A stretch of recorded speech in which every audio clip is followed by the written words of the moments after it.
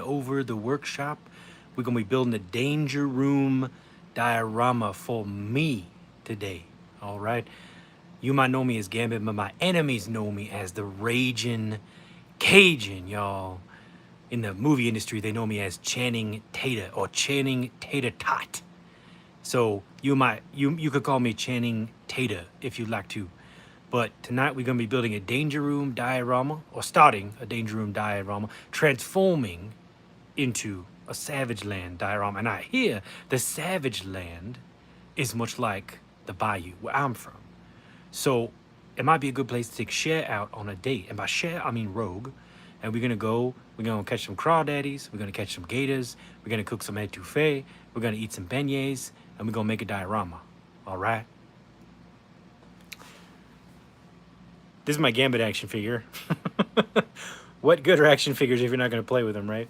I've been thinking about that for a whole 5 minutes, what I was gonna have Gambit talk to you guys about. This is the figure that inspired a Danger Room diorama, and many comments by many of you. So hopefully this is worth your time. I have been kicking around the idea of an X-Men themed diorama for a long time, and never got around to it because I just didn't find the time or inspiration to do something specific enough that I liked. But through the discussions we've had on my previous 3 live streams, and by the way, none of my content is really time sensitive, so you can go back and watch anything that I've created and get something out of it. It's not relevant. It's as always, you can go back years later and watch it and get something out of it. So the previous 3 live streams we did, where we built that diorama for the tank trooper, you can go back and watch and learn.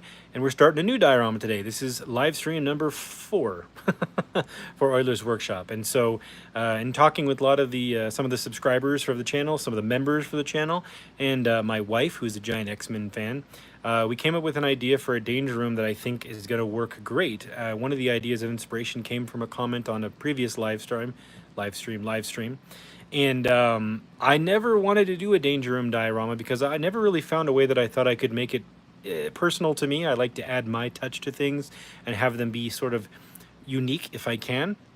And a lot of the danger room stuff we all love from the Jim Lee era of X-Men in the 90s, very flat and 4-paneled, or flat paneled, and sorry, I just read Star Marvel's comment. Yes, it has been 4 already. Very flat paneled, and that seemed kind of not boring to me, but not interesting enough. And then I started thinking about, what have we seen in the X-Men movies? We've seen like undulating patterns, and there's actually been in several movies. In Man of Steel, we had that where his father Jor-El was talking to Kal-El and explaining the history of the Kryptonians. And you saw that metal that was like morphing and creating different shapes. We also saw it in the end of the Loki show. Kang was showing Sylvie and Loki how his history with that metal morphing thing. And in the X-Men movies, the Fox X-Men movies, we saw those tables where it was morphing and changing. So I thought of a way we could do that. And it's a little tedious, but it's going to look cool when it's done. I've done some cutting, some test cutting, and some test fitting and forming, and I think if we take the idea that I had and we kind of dial it up to 10, we could have a pretty cool diorama. And I think that I could make that transform into a cool savage land, which is using techniques that are pretty easily accessible to all of you and all of us and everybody in the diorama world. And so I thought it would be a lot of fun. I'm a giant X-Men fan. Ever since I was a kid, I've loved the X-Men, and that's probably one of the reasons why I haven't done a dio for them yet. I wanted to make sure when I did them, I did them right. I did them right because I love the X-Men. So I love Gambit too. I love this cool figure from So-So Toys. There's a few problems with it. One of the pen pegs broke the first time I took the hand out. I had to re-sew one of the seams in his fabric. Hey, Bruce. His hair on his other hair broke. I didn't end up posting a review of this guy because there was just a lot of problems with him, and I just kind of didn't have time. But I thought it would be fun to make a diorama for him, and this idea I think is going to be really, really awesome. If you guys stick with it and you watch this, I think you're going to learn something you might like. And of course, always open to suggestions. It's a very dynamic and a fluid process. So we take the rough idea that I start with, and we just kind of go for it. And I change things along the way. But I think this one's going to stick pretty solidly. It's just the overall dimensions and how things are going to glue together that we'll have to kind of decide in the moment. Right, Gambit? Right. I don't know how to do a Gambit voice. You know, I think before when you heard me doing a Gambit voice, it was more just like a generic wannabe Southern voice. So if you go back and you rewind and see my intro, hopefully it made you laugh, because the idea made me laugh. Let me put him back on the shelf. Well, we'll put him in the background so he can approve of our diorama as we build it. So let me set him back here before I turn the camera around. Gambit. Dun, dun, dun, dun, dun, dun, dun, dun, dun, dun, dun, dun, dun, dun. It's a dio. Okay. He's probably going to fall over, but let's see. Before we start too, thank you to my channel subscribers who've come back. Thank you to my channel members who are here. I appreciate it. I try to make it worth it for everybody in whatever way they're supporting my work, whether it's thumbs ups, comments, subscribes, joining the channel. I really appreciate you guys' support. I really, really do. And my goal is to get off all my secular work and do this full time so I can share more with you guys. And the only way that happens is with comments and subscribes and possible channel memberships if you guys are interested in that, and just hanging out and being a part of it. So I really appreciate you guys being here for this. Let me get a piece of paper because I will re-sketch out what you guys saw in the thumbnail.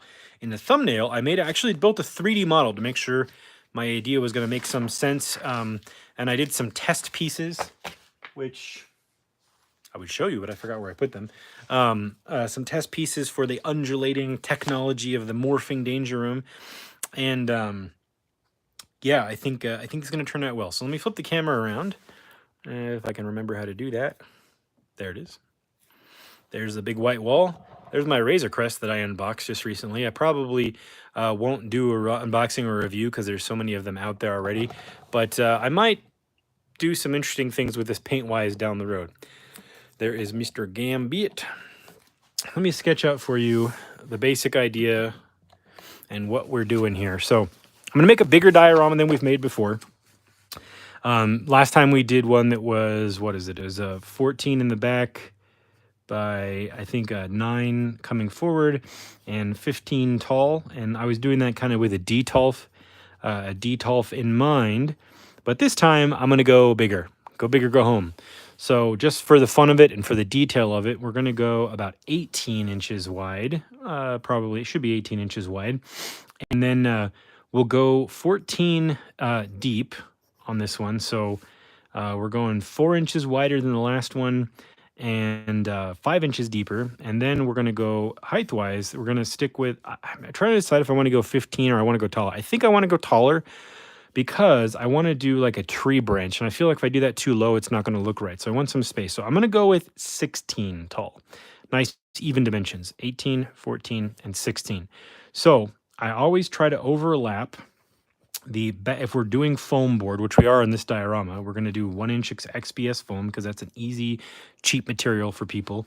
We're not going to do wood or MDF yet. We'll get to that eventually down the road. We'll get to harder, more complex, and more expensive materials, but we're going to try to keep this as accessible as possible for everybody.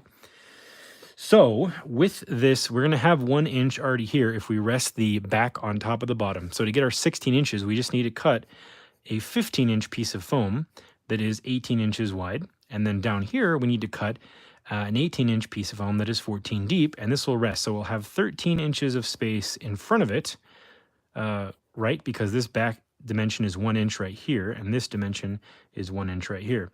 So we'll get 13 inches of space, which is a lot for Gambit. That is quite a bit of space. This diorama will be big enough for 2 or maybe even 3 figures when it's done, depending on how we space it out. But what we're going to be doing that's going to be unique is the left side of the diorama.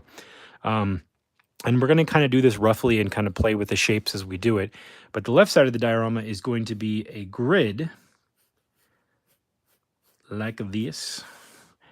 And the grid is going to be going up and maybe down in some places and undulating up and down. So we are going to make our base, and then we're going to cut a grid pattern out of thicker pieces of foam and then cut them down different sizes. So we basically get steps, like geometric steps at different heights.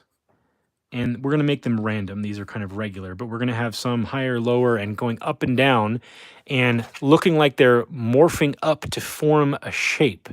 So we're going to have like a raised section in this back corner here, sticking out up here. And I'm thinking sticking out really far up here some like rectangular shapes, because over here it's going to be the hologram, and we're going to have it be like dirt and possibly like a dinosaur footprint and mud and a tree with like branches and roots morphing up, like a swampy tree too, and have like dangling things dangling down here, so it looks like X-Men can stand on this side and step over to this side of the diorama and be in the Savage Land. So almost like a portal, but more like a hologram is what I'm trying to go for.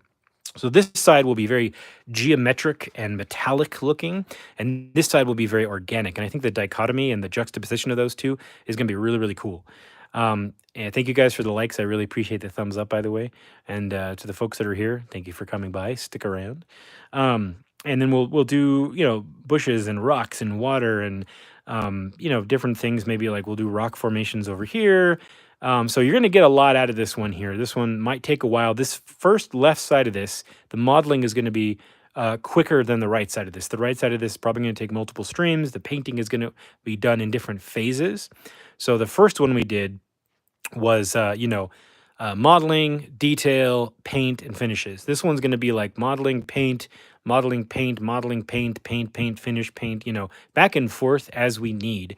And in these areas, like right here and right here, where the mechanical and geometric is crossing over to the organic and colorful, we are going to be transforming, trying to do a transfer. And I've envisioned multiple ways that this could be done, but the one I have in my head is looking to me something kind of like a combination of how in the Tron Legacy movie that Disney did, when people got destroyed inside the game, they kind of deformed into cube shapes that fell apart. Something that's a combination between that and a mosaic. And so, you know, like a mosaic is like where you take a shape like this and you fill it with regular shaped objects, and it almost ends up looking like a grid, but you change the colors of the objects or the shape or size of the objects, and we would end up deleting sections off of that grid as the morph occurs from left side to right side, if this makes any sense to you. So it's going to be dense, thick pieces of gridded foam, slowly turning into smaller pieces that are more and more spread out. And in where they're deleted, we'll be putting in dirt. So it looks like the hologram is sort of intersecting and interlocking with itself. I know it sounds kind of complex, but once you see what I'm talking about, it'll make a lot of sense if you're having trouble visualizing it. So I think this is going to be kind of insane. And I'm kind of, I think I'm insane for doing this on a live stream, because you're probably going to see me make a lot of mistakes and change my mind a lot. But it's a real window into the real process that all artists go through when they're making decisions and working on pieces. And it's really a real window into how long things actually take. So this will probably take at least 3 streams, if not 4 or 5. And if it ends up taking that long, I might have to take a break in between. But I think we can do most of it in 3 streams. So let's, like we did with the last one, we're going to start completely from scratch, just so you guys know.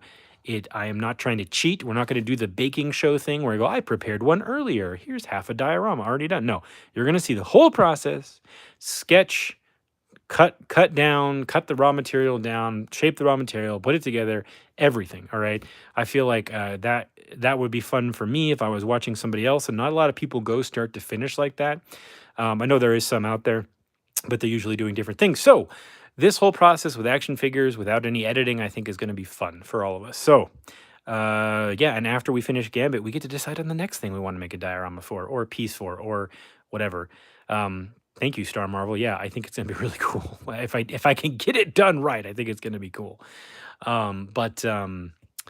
Yeah, I think I was thinking about other things we could do for live streams too, aside from just figure dioramas. I was thinking other things we could do, like maybe making custom vehicles, or making custom spaceships, or making custom individual small props for the figures, you know, not just whole dioramas. So I think we'll do 2 or 3 dioramas, and then maybe we'll veer into something differently come spring or summer or something like that. So let me know what you guys think. Please put your suggestions in the comments below, and after the video is posted, leave those comments there too, and I will look at them, and we can talk about other things we could do for live stream, so we can learn from one another. Let me get the big pieces of foam out, and we'll get to it. I bought 2 fresh pieces of foam just for this, because we're doing a big boy, and we need lots of foam for this big boy. So Let me back the camera up. Back it up, back it up. Hello, Gambit. And yeah, so I bought 2 new pieces of foam because if we're going to go 18 in one direction, that's going to cut most of this width off. And these are 24 by 24. And then we go 14 in the other direction. We're only going to have 10 left, and so that's not enough height. And I like to use 2 solid pieces if I'm doing a floor and a back, or a floor, back, and a wall. If I can get the dimensions under 24 inches for each respective side, I like to do 1 solid piece. I have glued smaller pieces together if I'm going to be covering them with a texture. But if I'm not going to do that and I need some nice straight pieces, I'd rather start with a completely fresh flat piece. So that's what we're doing. That's why I have 2 pieces this time. These went up again in price. These went up another, like, what is it? 20% or 15% in price. In my Diorama supply shopping video, it went from $5 to $6. Now they are $7. So these are going up in price. Everything is going up in price. So keep that in mind. It might be worth it for you if you're planning on doing a lot of dioramas with this stuff to buy the big 4-foot by 8-foot sheets and trim them down. If these go up in price a couple more times and they hit like around the $9 or $10 mark, I might be not buying these 2x2 project sheets and sticking with my big 4x8 sheets because they're cheaper. So just something to keep in mind. And if you are new to this XPS foam, which is this stuff, this comes out of the machine or roller or whatever that forms it always with a curve on one side. So I don't know if you guys can see that, but it's flat. And then right here, it starts to curve up just a little. So when you cut your base flat piece, you want to cut it off this side so you don't have a weird curl in your piece. Almost all of them have it. Sometimes they have it where it's subtle enough to where you can leave it. Yeah, so you can even see in the line here where it went by a tool mark. It's starting to curl up right here. And so like this 6 or 8 inches has got a little bit of a curl in it. And you can use this for other pieces. You can cut off straight strips and use them for detail or whatever. But if you need a flat piece, you want to cut it off the side without the curl. So we're going to pull out our T-square and cut off our first 18-inch piece. And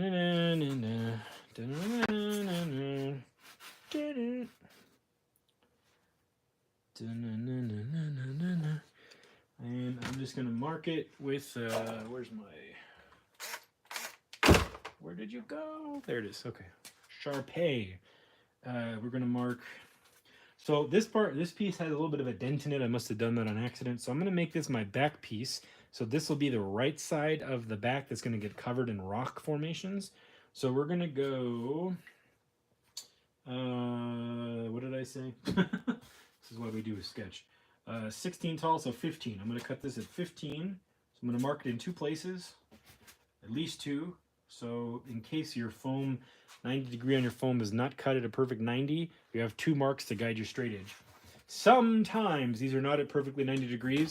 They're at like 91 or 89 degrees. And if you just make 1 mark and do your cut, your piece could be getting narrower on the other end by like 1/8 of an inch, and it'll mess up your whole piece. So you want to, I always mark in 2 places to make sure I get parallel to the other line here. So the things will end up being parallel and perpendicular at the end. So when we do this, you want to have your knife as straight as possible, and be safe, kids. If you're doing this, make sure you have an adult watching you, but you don't want to cut your fingers off. So you got to make sure they're out of the way. And you want your first 2 or 3 cuts to be as perpendicular to the mat as possible, meaning not leaning this way or leaning that way, but straight up and down or perpendicular, like a T that's flipped upside down. So the first couple passes are crucial to get this cut as straight as possible. So I am eyeballing with one eye closed and the other eye open on my line here to make sure it is level as possible. So 1,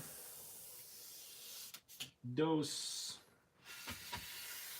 and trace. That's enough to where I can just move this now and just continue the cuts where my knife should stay level as long as my first 3 cuts stayed level.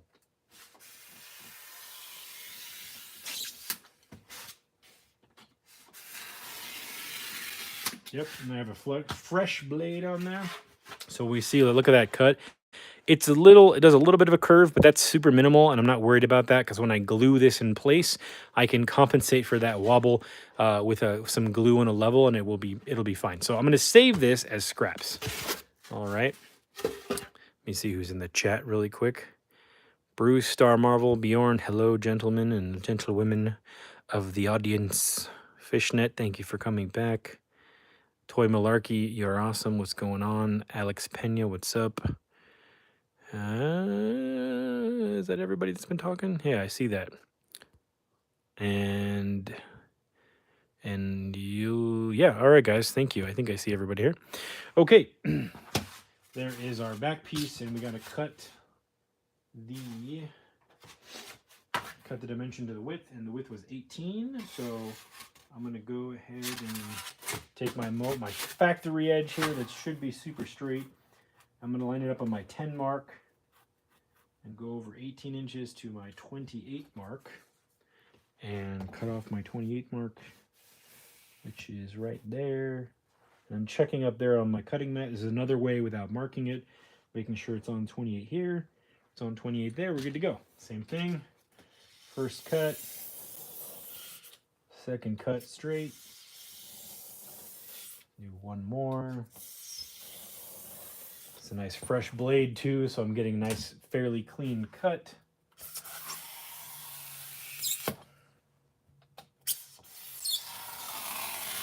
Boom. All right, another piece of scrap foam. And this is our back of the diorama. So that'll be Gambit's background, like that. All right, now for the base, which is, what did I say, 18 by 14. So we're gonna cut our 14-inch dimension first. And let's do the non-curled side, which is, I don't know, let's find it. Looks like this is the curled side. You can lay it down and check. I can't tell. This one might not be too bad as far as curl goes. You know, this one looks pretty straight. I don't see any curl on this piece. Looks pretty good. That's cool. That's rare. All right. So we'll cut our 14-inch dimension first. So let me mark 14 over here. 14. 14.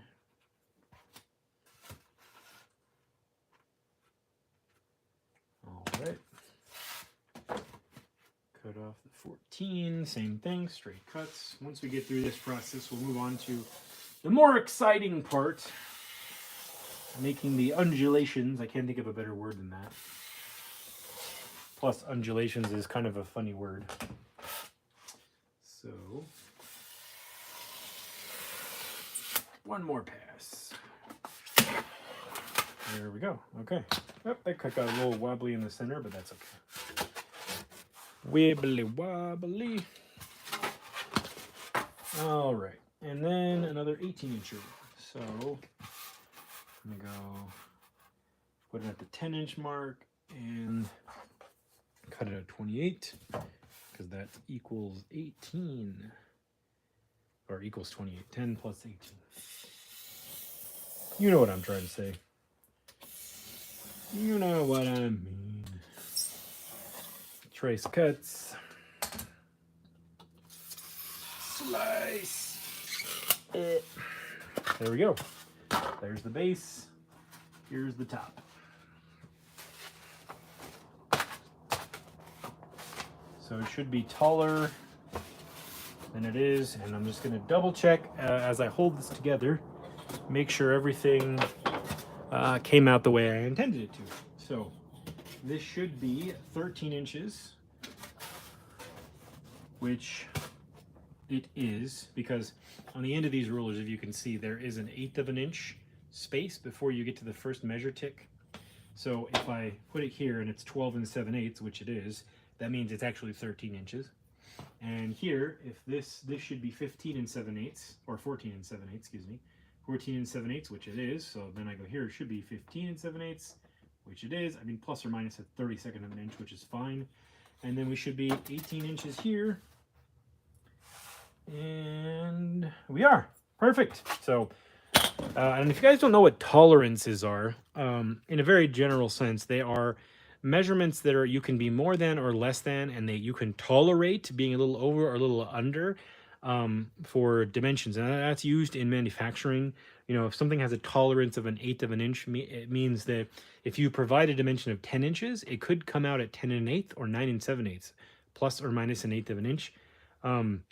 And so when I build dioramas out of foam, I usually kind of try to go with plus or minus a 16th of an inch, which is half of an eighth, which is just uh, one of those ticks on this dimensional ruler here, because so much of what we're going to do is going to get changed and done in a on the fly and adjusted that a 16th of an inch is not going to make a big difference. If you are doing something like a mechanical piece where everything has to be dimensionally perfect and lined up, parallel and perpendicular, then you might need your tolerances to be tighter than that or less than that. So when I say tolerances, that's the kind of thing I'm talking about. It doesn't really matter plus or minus that dimension. So tolerances of 16th or 1/8 of an inch on basic foam dioramas, not a big deal. All right. So what I'm going to do, I'm going to mark where the front of my back wall is on this. I'm also going to write an F, so I know this is the front, and a T, so I know this is the top, because this is all going to get textured and painted over, and a B for the bottom. And here I'm going to write back, and I'm going to write top, and I'm going to write front, so I know which way I'm working if I work on the piece without the back, so I don't lose where I'm at. I'm going to line up this back where it's going to get mounted here. And we're not going to mount this yet, and I'm going to draw just a line with my Sharpie. So I know not to glue anything in this space, and I can work without the back piece attached now, and without fear of messing anything up. And since I used, another thing about tolerances, since I used that piece to draw my line, the actual surface of my piece is the back side of the width of the line drawn with the Sharpie, not the front side. So if you're trying to be precise, whatever you glue here, you're going to want to squish it up to the left side edge of the line you just drew, because that will be the actual face of this back piece. So that's something to keep in mind. If you were to glue it up to the right side, this pen line is a little bit bigger than a 16th of an inch, so your tolerance lining up to the back will actually be a little bit bigger than a 16th of an inch, and things won't line up, and you might not like that. So depending on what you're making. So in this case, especially on this side of the diorama where we're going to be doing that undulating geometry, we need them to be tight, because if it's not tight, it's not going to look like a nice fancy technical machine. So I want to make sure I take into account these things that I'm talking about while I line stuff up and glue stuff into place so that everything looks intentional and designed. I don't want things to look out of place or sloppy, or at least for this left side. The right side we can have a little bit more fun with. Now what I'm going to do is I'm also going to sketch for my reference later roughly where I want the mechanical side of the base to operate, because I'm where I want the transition to start. I'm not going to do the Savage Land side bigger because I probably won't be having a character stand on that side. This also, I realized too with this, I'm not going to put any defining features in this that are necessarily going to make it 1/6 scale. It's designed with 1/6 scale in mind, but once we're done with this, it could also be probably used for 1/10 and 1/12 scale and still sell the illusion. So with that in mind, I probably won't be able to put a 1/6 scale figure on this side, but a 1/12 scale might work later. So that's the reason I brought that up. So I got to decide like a shape here, and my original idea for the shape of the transformation was to kind of go like the shape of the tree here, shape of the tree coming down, and then maybe curve it around so like it does a wave almost. And so what I'm saying is like if we have a transition starting around, so this is the middle, I want it to maybe on the back side go further over like 8 inches. I think I feel like a little off center would be balanced, ironically, because I'm going to be putting a weighty piece of mechanical stuff coming out here right in the center. When I glue that to the side of the tree, the whole thing will be in the center. So I want it to be to the right, because if it's right in the center, it's going to look like, I think it would look off balance. So maybe I will go to 7 actually. So we're going to go to 7 inches here, and the tree will be on this side of that mark. The tree branch or whatever I decide to do will be coming up here. And then the transition will be following however we do the tree roots. This is where the fluid process is going to start, because we're going to have to be doing back and forth where this transition occurs and making decisions as we model.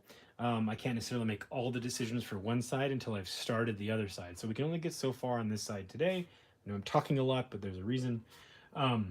So let's just say the branches on the tree kind of go like this. And then, maybe they're over here and they're kind of undulating over to here and over to here. And, they're over here like this. And then maybe other branches come down, right? And we'll put some like wet effects inside of here. And so then it comes up and then scoops over here. And so the transition is going to be happening. It's going to be tied up against the tree here, but then happening along here. And I think curving it like that would be kind of nice. So where the squares kind of butt up to this, and then they start sort of spreading out as they get closer to here. And we'll even have squares kind of in this area, like coming over here and getting smaller as they go this way. And then we'll have squares missing over here, and we'll have dirt in these squares. So the transition kind of starts to intersect itself. And maybe it will look good, maybe it won't. We'll see as we lay it out. Having the squares as they're going this way, right at this edge, not over here, but right at this edge, maybe, from this section over to this section, the squares start to get smaller this way and then get bigger, as they are missing over here to look like it's kind of, the hologram is forming as it's moving this way. So that's kind of the idea I have in my head. And then the tree will be the break up the wall. And so I'm still trying to figure out how I'm going to do the tree branch coming up, if I want the tree to just be coming out of the wall or have the tree with mechanical pieces lined up next to it. Again, fluid process. We're just going to do this kind of as we go. So the reason I sketched this out, though, is because I need to know the width of the pieces that I need to cut that are going to get glued down onto this. So I need about 11 inches wide by 13 inches, an 11 by 13 piece. And I'm going to do multiple sizes here. And I'm going to cut all my initial cubes 1/2 inch by 1/2 inch. All right. And then we're going to cut them at different heights so we can undulate them. And then we're going to glue them down right next to each other so we create sort of a grid that's waving up and down. So again, if you're not following, it'll make sense when you start to see it. And this is really going to require a hot wire foam cutting table. You can do this with a knife and a ruler, but you're not going to have as clean a results as you would with a hot wire cutter. So if you want to do this exact effect, you're going to want a hot wire cutter. You really are. So what I'm going to do is I'm going to grab a 2-inch piece of foam really quick, scrap foam, from somewhere over here in foam scrap land. Yep, that's good. And my 1-inch piece of foam, a couple of 1-inch pieces of scrap foam.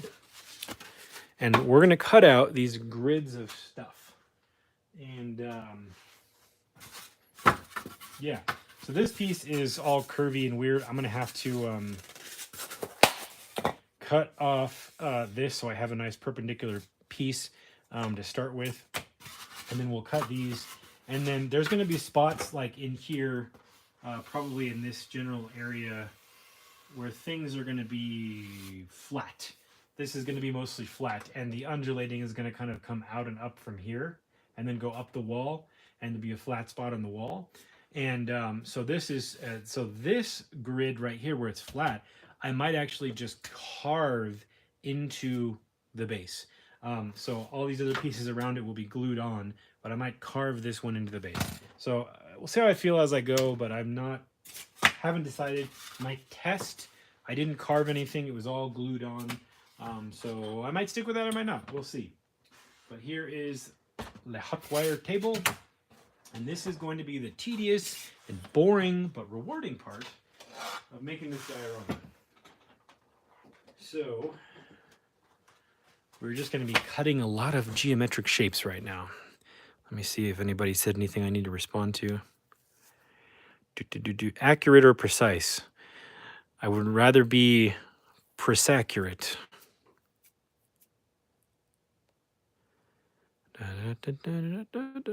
Hey, Bruce, thank you. I appreciate that. Yeah, you got to do small repeated cuts with the foam. Trying to do it all at once is, yeah, it's going to probably create a mess. But as you said, you figure that out, man. A lot of your own progress is just going to come from trial and error on your own. I'm drinking some caffeinated fizzy water to keep myself awake because I'm tired today. All right, so I'm just going to trim off these rough edges here. Not going to do it. Maybe a little further over to get nice, straight, perpendicular, and parallel edges to start with. So if you start with a nice, straight, perpendicular, parallel piece, it should make your cutting easier.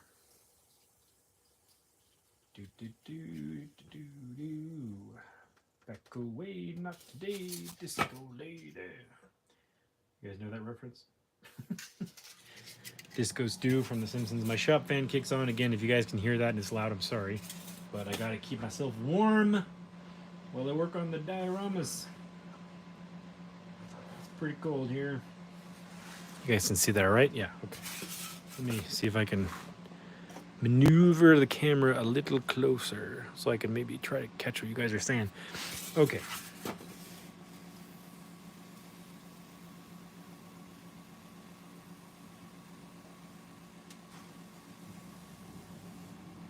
This is the fun, tedious part. And this can get kind of hypnotic if you've never used a hot wire cutter before. You can kind of get in this sort of hypnotic state where you're staring at the foam heat cutting and then you burn your finger. Ow! Because you don't really know what you're doing. I've done that many a time.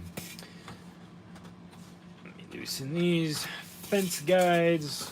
And I'm just kind of roughing this. I'm not worried about if I'm cutting it this way. The only thing I'm going to do now that I'm farther away from the blade is measure to make sure it's parallel. Or I could just use a T-square like this to make sure it's parallel and straight. That's good. Okay, so I'm just going to use this to make sure it is straight to the base. So my cuts will be parallel. So I did that so that when I cut this off, it's not like this or like this, it's parallel to this. And I will check this on my grid here when I'm done because it really, for what we're doing, it really needs to be parallel and perpendicular, like I said. And then this part actually, tolerances need to be tighter. On my main bottom and rear pieces, the tolerance of a 1/16 of an inch is perfectly acceptable. But on this portion of the diorama, we need to be tolerances of like a 32nd of an inch or less. Because if there's any more, the gappage that will occur between the geometric shapes will make it not look as good. It will make it look like I did it in a rush. And I want this to be awesome. Because if this diorama turns out really good, I might sell it. Or make more like it, or upgrade the process and do more complex geometry. Okay, so yeah, this is not square. One of these sides was off. I think it's this side. So I'm just lining this up on my grid here, trying to see which side is not square. That's good, and that's good, and that's good. So it's this side that's not square. So if I keep my fence parallel here, if I just pick roughly where this dimension is, and I put my T-square down, or my T-square with my speed square, excuse me, these are called speed squares, and line up my fence again, I should be able to cut off that side and get it straight. But let me check, because it's always possible that these two are not straight. So you check that, you can double check that with your ruler here, and you get the dimension from here to here, which is 9 and just a hair under a half.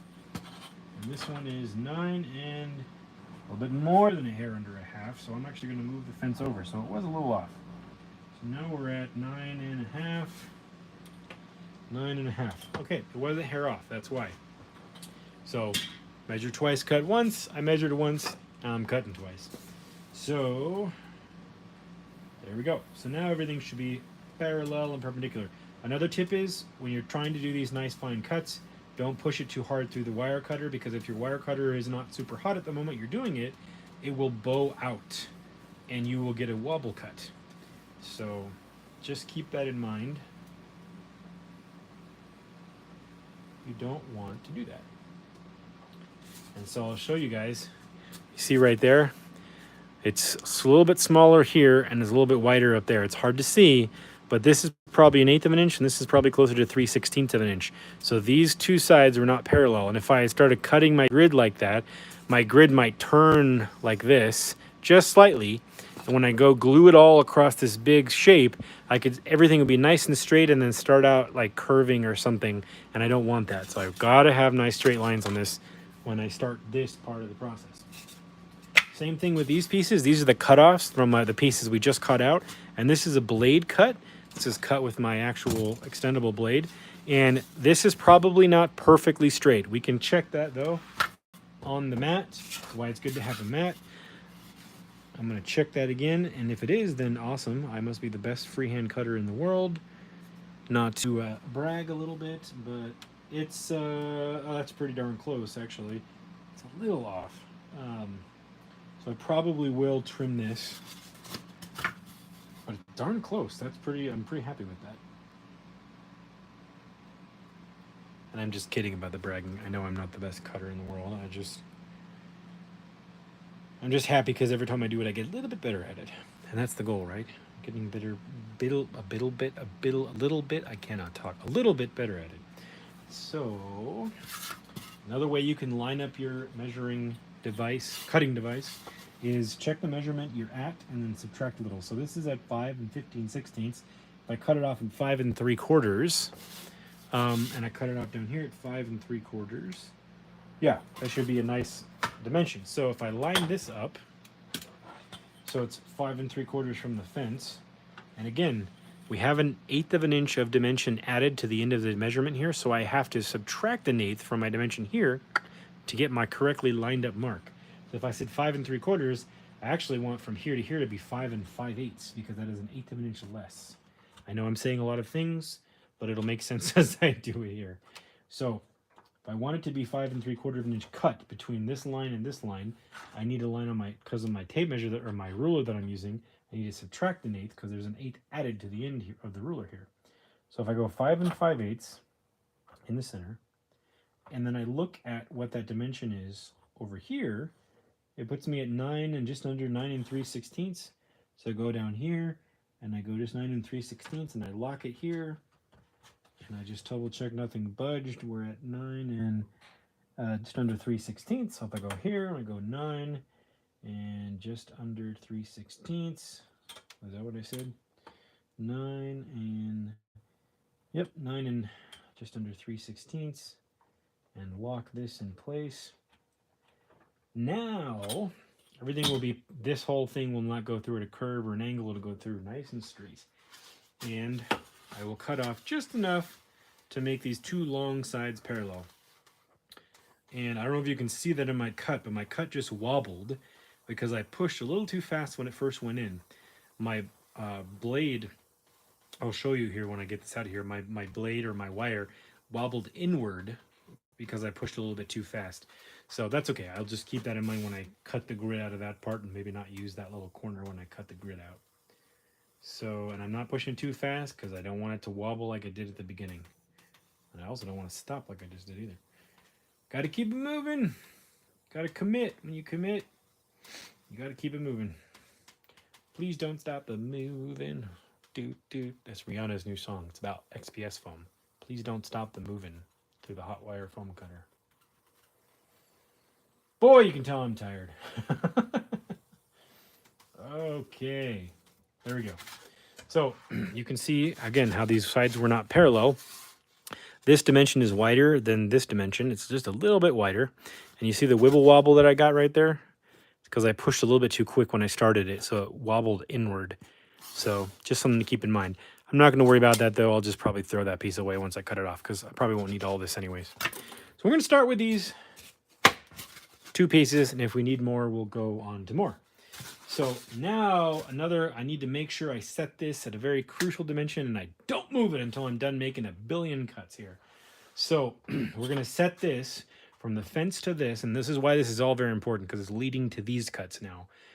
Everything I've just explained I'm going to do again, but for a 1/2 inch measurement, and I need it to be accurate. I'm even going to, I have a little bit of hot glue on here.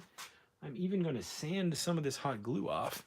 This is a foam sanding block. This is 120 grit. Just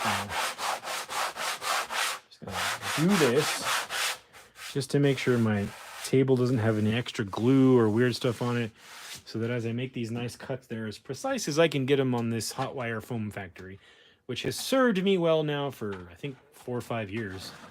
This is about the time I've had it. Where is my other small ruler? Where'd you guys put it? Tell me.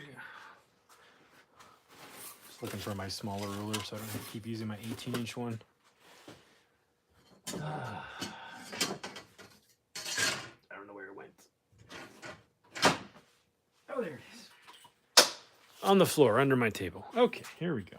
Thank you for your patience. Send your complaint to the complaint department. Okay, 1/2 inch. So this 1/2 inch, again, is actually 3/8 of an inch because I'm compensating for the 1/8 of an inch extra on my dimension, on my ruler here. So if I set this at 3/8 of an inch, the dimension over here is 3 15/16. So I'm going to go 3 15/16 over here. A little under, right there. 3 15/16. Right there. Right, oops, right there. So let me just check and make sure we're at 1/2 inch in the middle. We are. 3 15/16. 3 15. Oh, that needs to go over just a little. 3 15. Oh, not too much. 3 15/16. And once I get these positioned, I'm going to tighten these nuts really, really far down. Nut bolts, not nuts. Sorry. 3 15/16. We're still at 3/8 right there, which will be a 1/2 inch when we do the cut. Yeah, see, as you tighten these, they might rock back and forth a little. This is just a little bit more of a basic model of a higher wire cutter, but I'm so used to it now. Okay, another thing I'm going to do is I'm going to check the level of my wire to make sure all my cuts are nice and up and downy. It's a technical term. I'm going to use my square again, and I'm going to hold it up to the wire. See if you guys can see what I'm doing here. You see how I can see the wire lined up there with my square? So if I move this over, I want to make sure that wire is nice, straight up and down with my square. And I'm looking at it through my camera, and it looks crazy straight. So I'm going to check with my eye right here really quick. Yep, that's pretty much perfect. It's like a 30, like maybe a 64th off up here, but it's really right down here is where the crucial dimensions matter.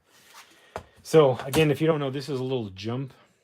It allows the electrical charge that comes from the cable up through the wire and down to, instead of starting up here, have it start down here, so it gets hotter in this section so I can cut faster. I don't have a variable speed hot wire cutter, or a variable temperature hot wire cutter.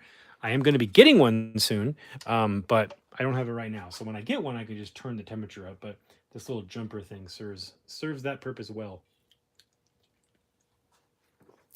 Okay, we'll go ahead and start with our 2-inch foam. And this is taller. Whenever you go with a taller piece of foam, you're going to go a little bit slower than you would with a shorter piece of foam because it's going to cause more tribulation and friction inside the foam while the wire is moving through it. All right, so let me give you guys an ultra super foam cutting close-up. And we're going to go slow. And here is the exciting part. Boom. Okay. So that should be a perfect 1/2 inch cut. And it's important when I slice these cuts off of the foam that I keep them stacked up in the correct order. Because even if I just was slightly off when I made my cut, and again, like if my cut is just a little bit off in one spot and I don't restack the cut slabs of foam, see, there's my cut. If I was just a little bit off, like a little tiny bit off, and I go all the way, do it all the way across and cut them all out, but I flip one the wrong way, then it could mess up all the dimensions of my whole piece. So this is the outside of this piece. I'm going to flip it down, and I'm going to stack them up over here. So I'm going to cut it, flip it down, cut it, flip it down, and keep them stacked up. Because when we do all these cuts, we're going to take that whole stack and make other cuts with that whole stack. to make our geometry, our consistent repeating geometry.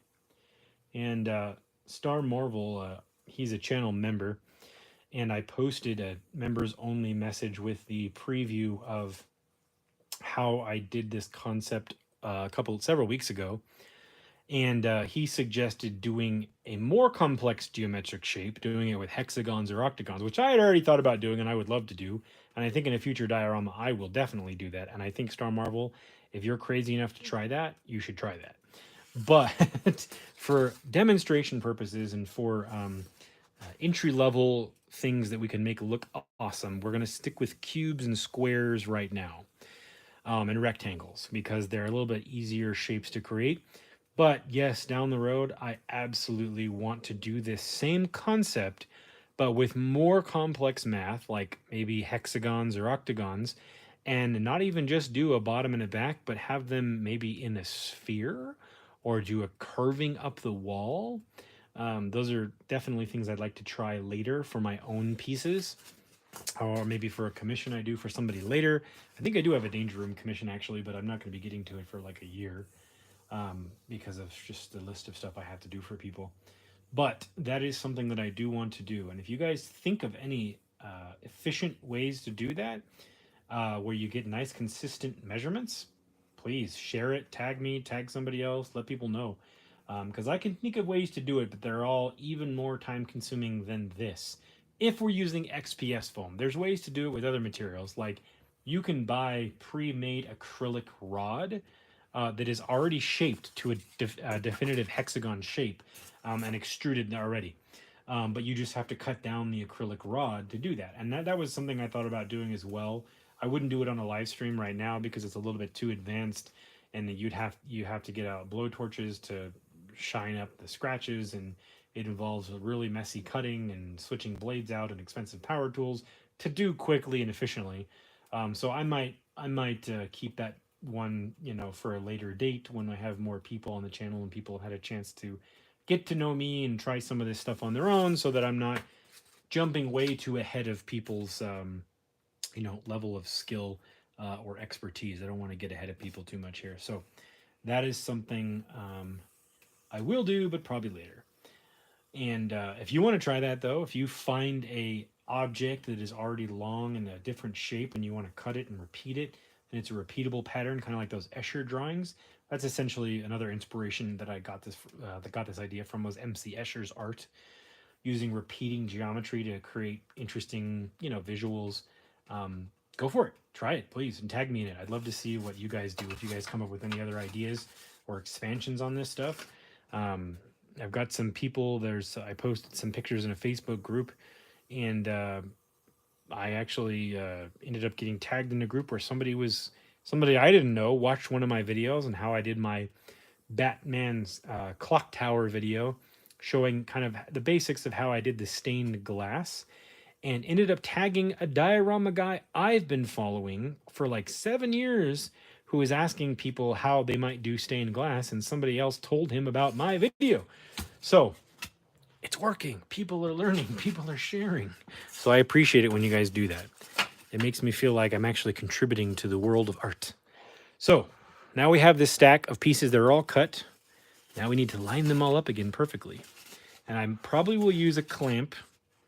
Just a clamp. I don't know if you know Clamps from Futurama. He's a robot who works for the Robot Mafia. Give him the clamps. That's what he always says. I'm going to clamp these together, and I got to make sure these are nice and realigned, because we need to have consistent, perpendicular, and parallel geometry.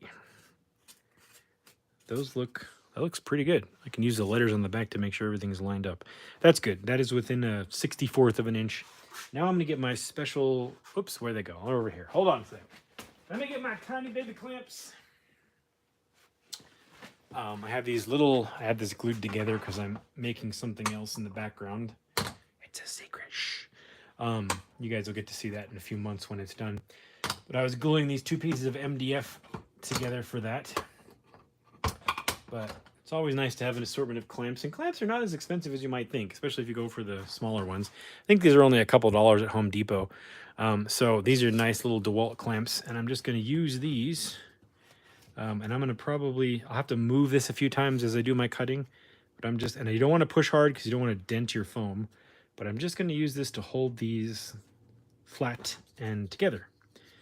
Same thing here. I'm going to put one on the end, and I'll take these off as the pieces get cut off. I can remove these and reposition these and whatnot.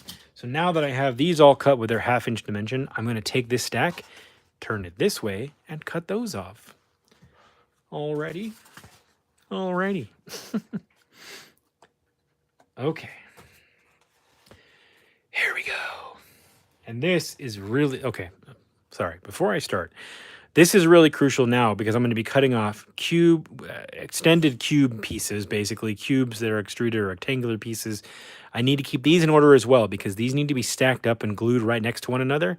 And the more accurately I have them lined up to how they were when I started the piece, the better it's going to look in the end. So here we go. Here goes nothing. Boom. Boom. Boom. Gotta make that noise. Boom. Boom. Boom. I'm just kidding, you don't have to make that noise. But you can if you want to. So there's that. I'm gonna flip these over like this, stack those up as I cut these little sections off. And just keep it going. And you're gonna kind of have to stabilize these so that they don't fall over or wibble wobble out of the way. Oops, sorry, you guys can't see that. Hold on, I'll reposition my hand when I'm done with this cut. Y'all can't see what I'm doing up in here. That's my, Cajun impression. Again, my bad Cajun impression. Okay, let me... Extreme foam cutting close up. Dun, dun, dun. All right. Let's start this process again. Okay, here we go. And you can see why it's very important to have everything parallel, perpendicular, lined up, straight, so that as you get smaller and smaller with your cuts, your imperfections are not as noticeable. Because you're going to have some imperfections, right? You're going to have them. But the goal is to minimize the imperfections, right? So that things look as nice as possible when you're done. And granted, there's going to be layers of paint over all this that will probably, if you have little tiny minor crimes, the paint and shading and shadow and metallic effects that we're going to put on this will hide some of that for sure. But the better you are with your measuring and cutting from the get-go, the better it's going to look in the end. When you get in a rush, you can get in a rush if you want to try something. I do that. If I'm just trying a technique for the sake of trying a technique so I understand how to do the technique, I'll rush it just so I kind of get through the process. But if I am making a piece, I slow down and I try to make it as nice as I can, which is why it takes me 10,000 years to make a commission. But it's the best possible outcome, And I'm thankful again to my commissioners. If any of you are watching this, and the channel members who are watching this, I try to take my time and give you, when I share a video or a commission or something I made, I try to make it as meaningful as possible so that your wait and your time was worth it. So that's kind of my philosophy. When I first started doing this, I would get in a rush, and I realized it's not the way to go. Take your time, do the best you can. People are willing to wait, and people are willing to be patient if it's going to be good, whether that's a movie you're waiting for to come out in the theaters or something baking in the oven or a diorama. People are willing to wait if they know they're getting something good. So keep that in mind, my fine feathered friends. Thank you for the 15 likes, everybody that's in here. I really appreciate that. The 31 of you that are watching that have not liked, it's okay. We all fall short. We make mistakes. But if you hit that like, it would be appreciated. Okay, now I don't have enough space over here to compensate. So now I'm gonna take the highway to the danger zone, and I'm going to hold this by hand. Highway to the foam cutting zone, I guess. I don't know. I couldn't think of something that rhymed. Highway to the danger zone. Danger room. Highway to the danger room. That's what I should be singing. Okay. Again, back in the danger zone here. The burning fingers, cutting hands, wibble wobble, danger zone. Danger room. Danger room. Almost there. Okay. I can't believe I did it without cutting my finger. It's a new brand of butter. I can't believe I did it without cutting my finger. One more. Ooh, I'm close enough to the wire on this side of the foam where I can feel the heat of the wire, but it doesn't hurt. I can feel the wire. Okay. So these you can save for some other scrap. And I have these dented pieces on the end. I don't know if I can use those. We'll decide. But now we got to be careful so the stack does not collapse, because the actual heat of the foam, or heat of the cut, is keeping these pieces together right now. So don't want to wibble wobble them around too much. Otherwise they'll fall to pieces, and I don't want that. Is that okay? I want these to stay together. So you see that now? Now, if I take these pieces individually and I trim them off at different heights, we get our undulating foam. So let me, I'm going to set these aside. And yes, we're going to do the same process to this shorter one. So I'm going to set these over here for now on our base. And we're going to continue on with the boring foam cutting process that will be awesome when we're done. I promise. Hang in there for me. Hey, 21 likes. You guys rock. I'm sorry. Gambit says you rock. Yeah. Woo. I'm delirious from my lack of caffeine throughout my day. Okay, we still at a 1/2 inch.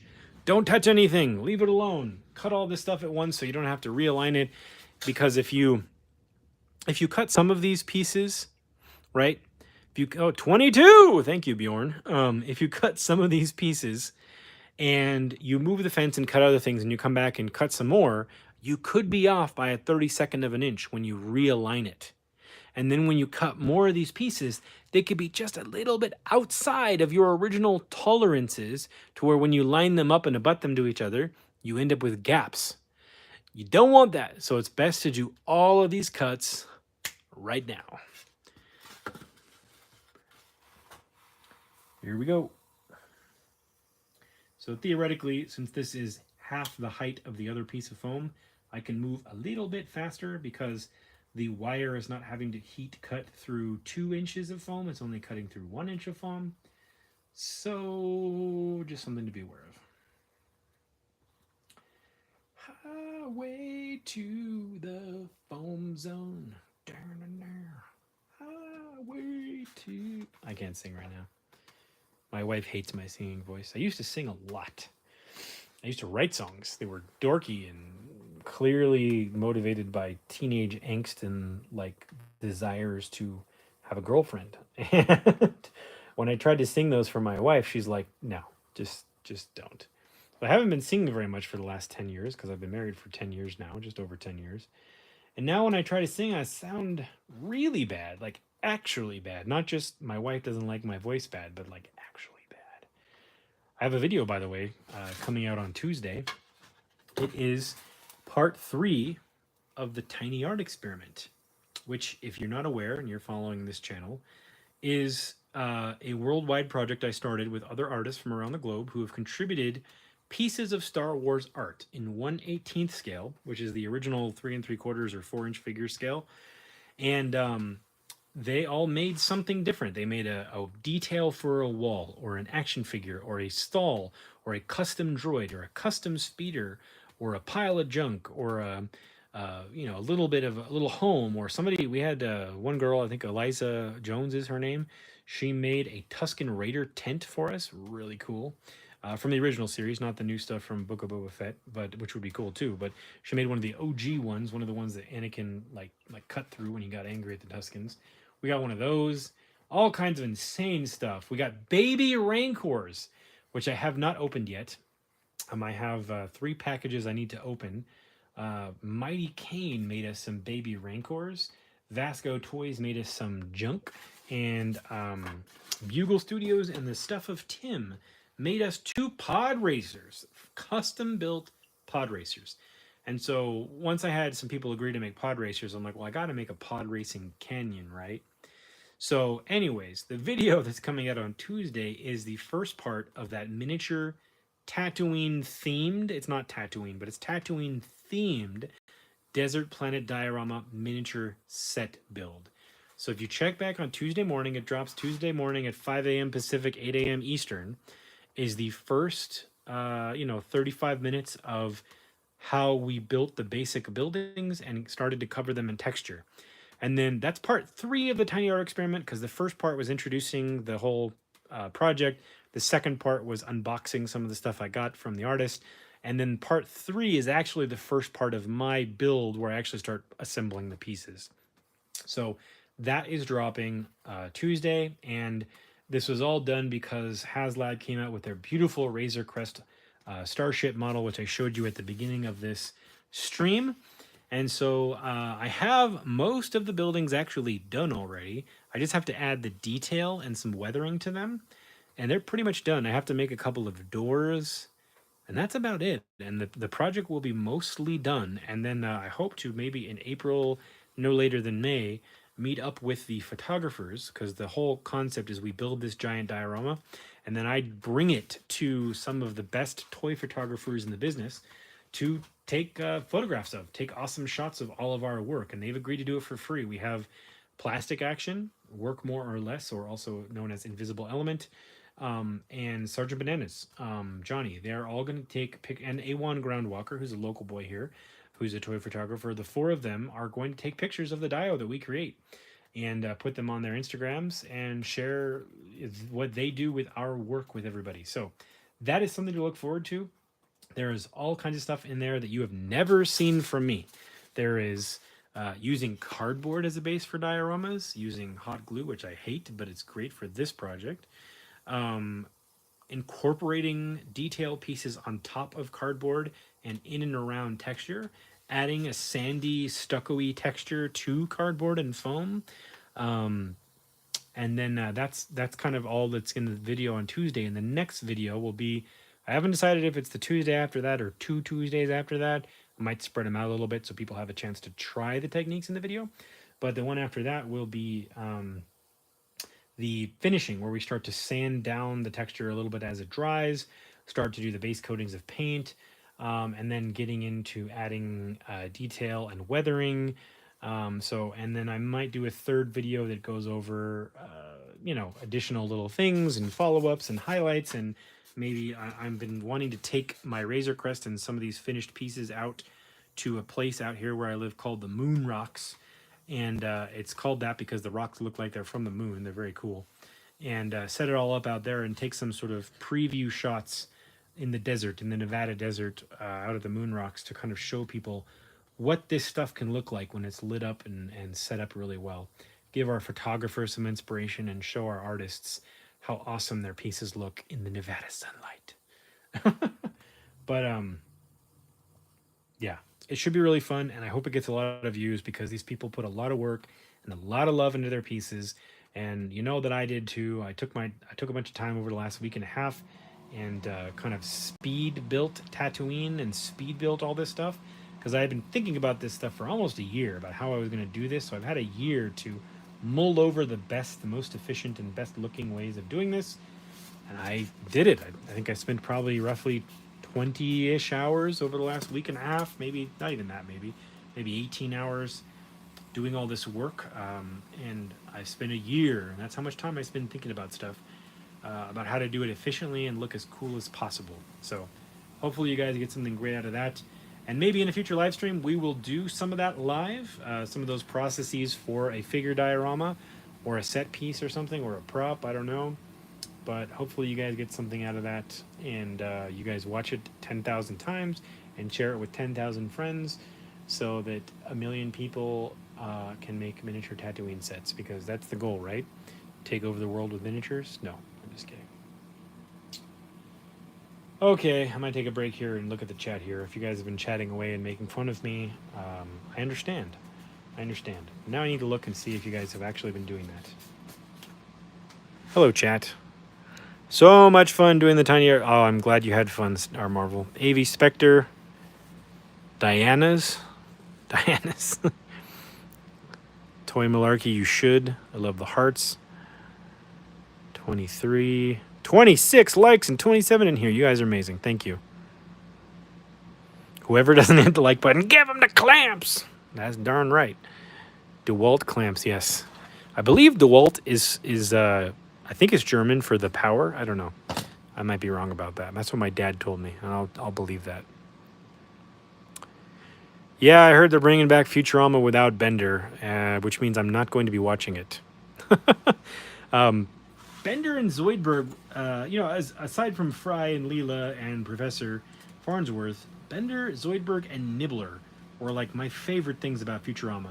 And don't get me wrong, I like Hermes and I like Scruffy, the janitor, and Amy's okay. Most of the Amy episodes were usually like topics though that I'm not interested in, or types of jokes that I don't really find that funny. So I'm fine. I'd be fine if Amy didn't come back, and everybody else did. But Futurama without Bender is just not Futurama. I don't see how I could enjoy that at all. And I know it's not. I apologize. They are bringing Bender back. They're not bringing I forgot his name, but the actual Bender voice actor. It's a different voice actor.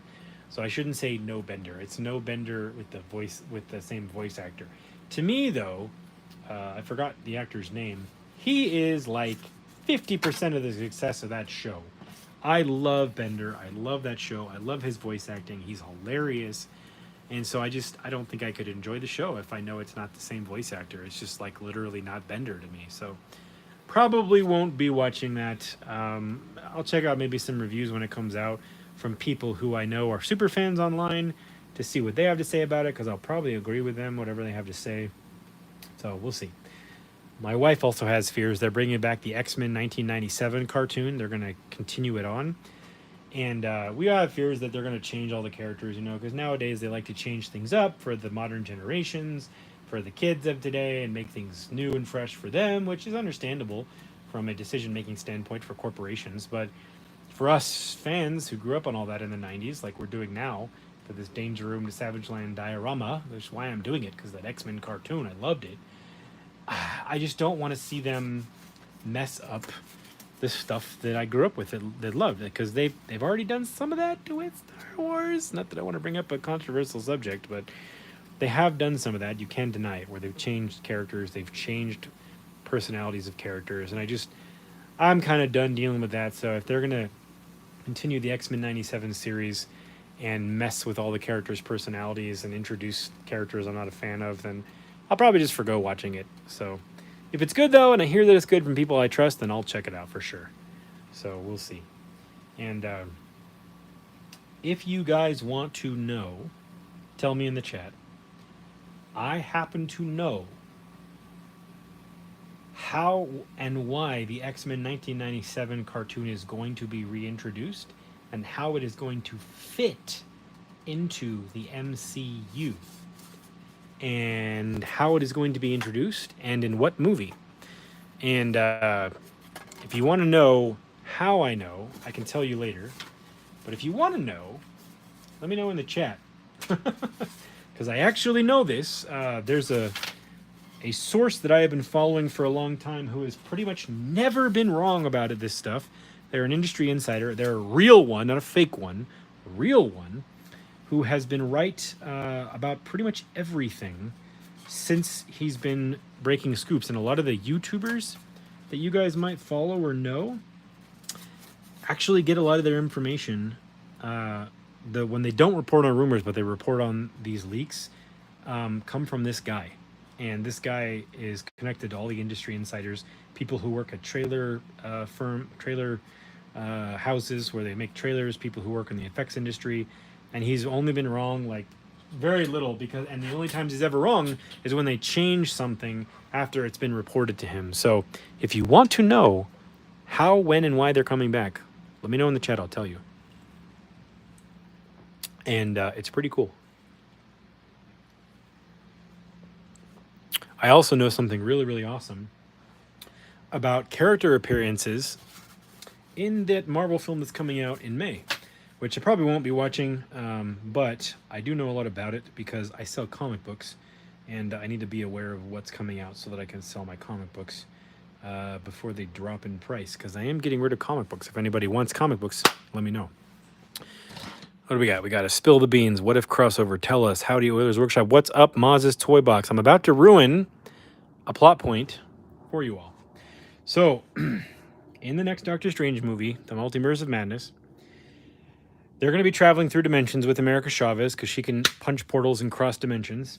They are going to travel in that movie into the cartoon X-Men 1997 universe. They are going to transport into the Savage Land, and you're going to see Sauron, the pterodactyl dinosaur. And I don't remember the other characters. I think you're going to see Wolverine and somebody else. While they're hopping through dimensions, you're going to see the Savage Land from the cartoon, and Doctor Strange is going to meet the X-Men from the cartoon, and they're going to get tied into the MCU that way. And that's where they're going to start the cartoon off. And you are going to see Hugh Jackman Wolverine in the yellow and blue Jim Lee costume. He is going to be tied to the Professor X that you saw in the trailer, because that Professor X is going to be a live action version of the cartoon Professor X. He's going to be in the yellow wheelchair. And you're more than welcome to save this live stream and give me credit for sharing that information with you when it happens. But that's what's happening. There's a lot of other things happening in that movie that I'm not going to share because I don't want to ruin it for you guys.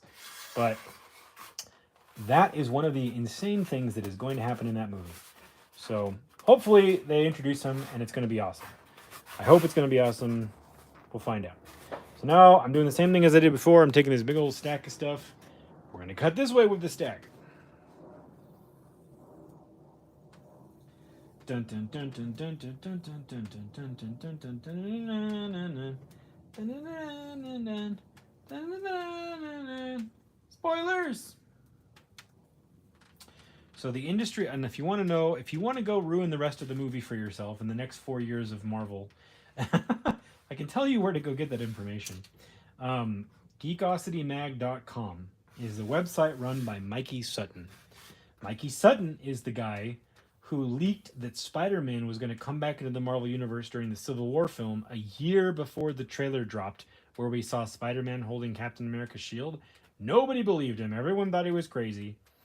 And then the trailer dropped. And ever since then, he's had the credibility that he's right and he's connected into the industry, and he's mostly correct.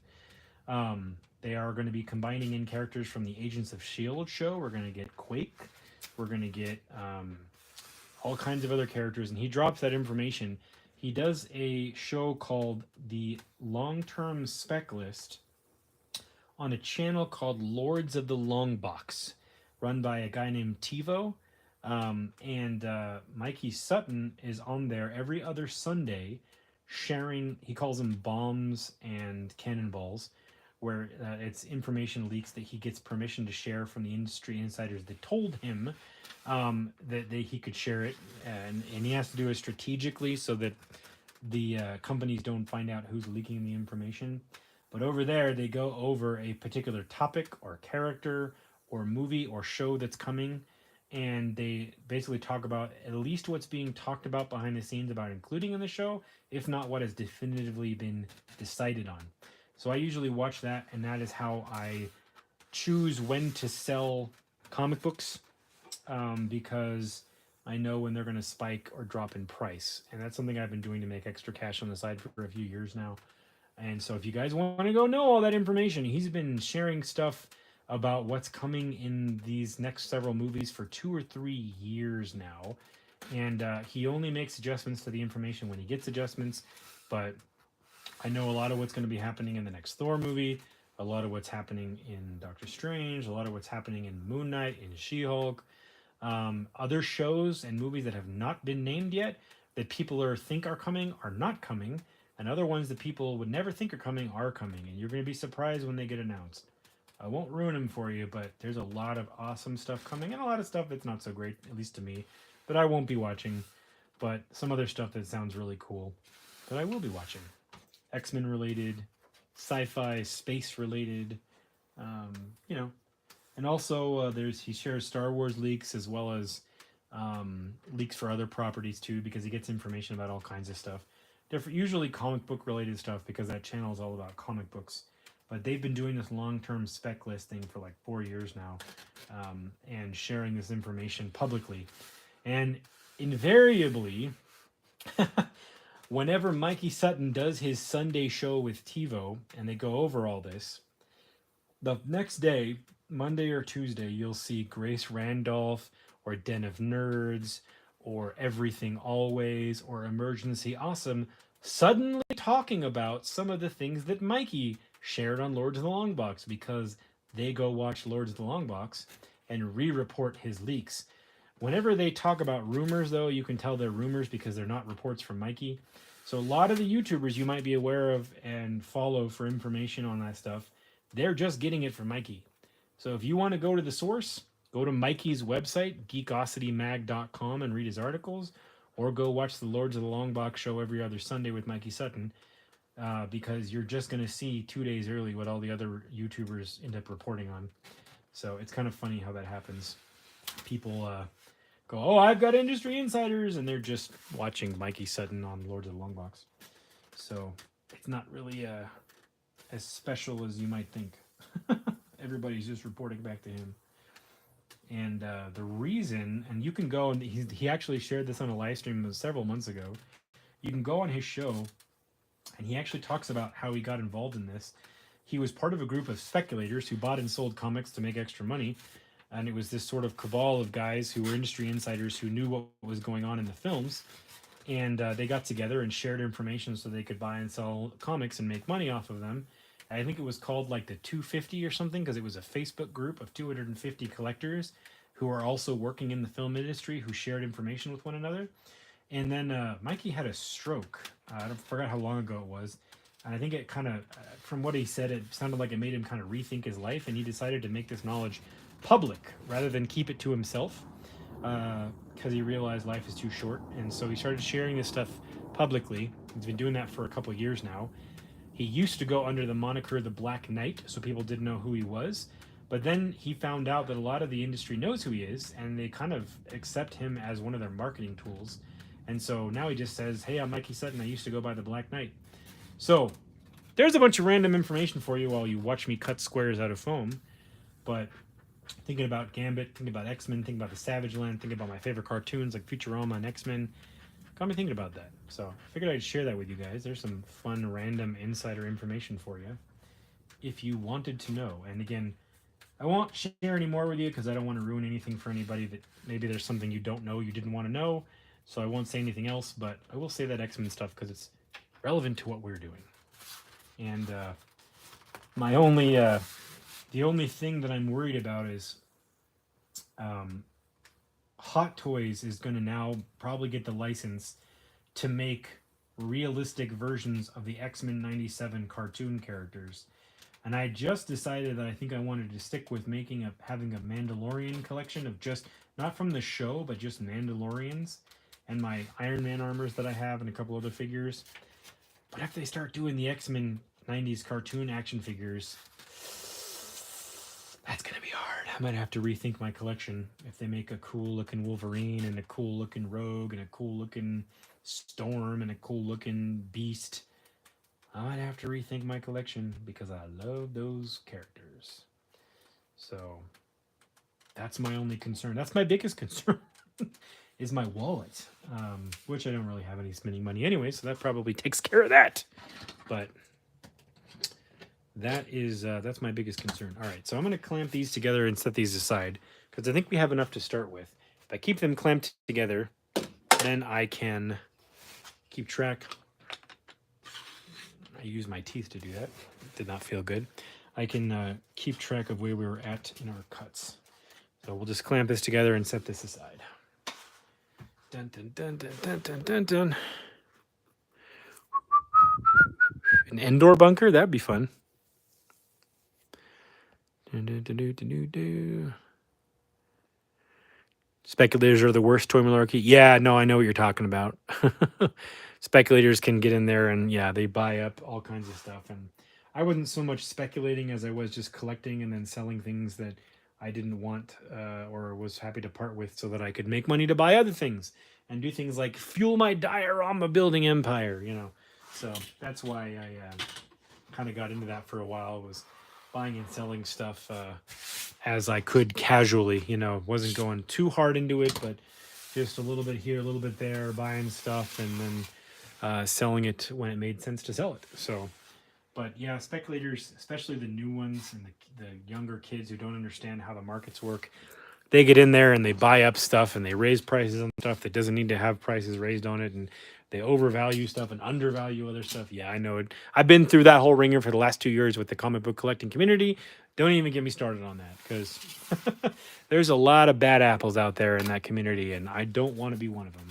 I just want to be a guy who, you know, buys and sells stuff that he likes and uses it to make a few extra bucks here and there. That's all it's been for me. Where are my pins? Looking for my... Where'd they go? Guys, gotta help me find my stuff. Man, I had them. There they are. My sewing needle pins. So I'm going to put a backstop on this because we're going to start gluing pieces down, and I don't want to have them overlap my tolerance here. So I'm going to pin down this piece that I cut that's about 1 inch here and line it up to the back of my black Sharpie line. And yeah, just do that.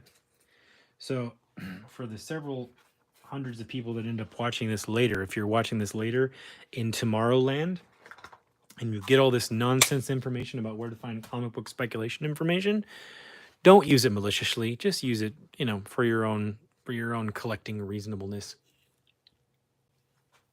There's a lot of people out there that, it's funny too, because people think if they get the information first, they can sell the comic books and make all the money. But as more and more people learn about this stuff, more and more people have the information, and more people can't make more and more. And those periods of time where you can sell books or buy books and flip them get shorter and shorter. And the market actually will even itself back out over time with this. So a lot of people don't think about that, but it actually, the market, if you've been one of those collectors who's complained about the sudden rise in comic book prices, just wait, they'll go back down, because the market will even itself back out as greedy people try to take advantage of things. So,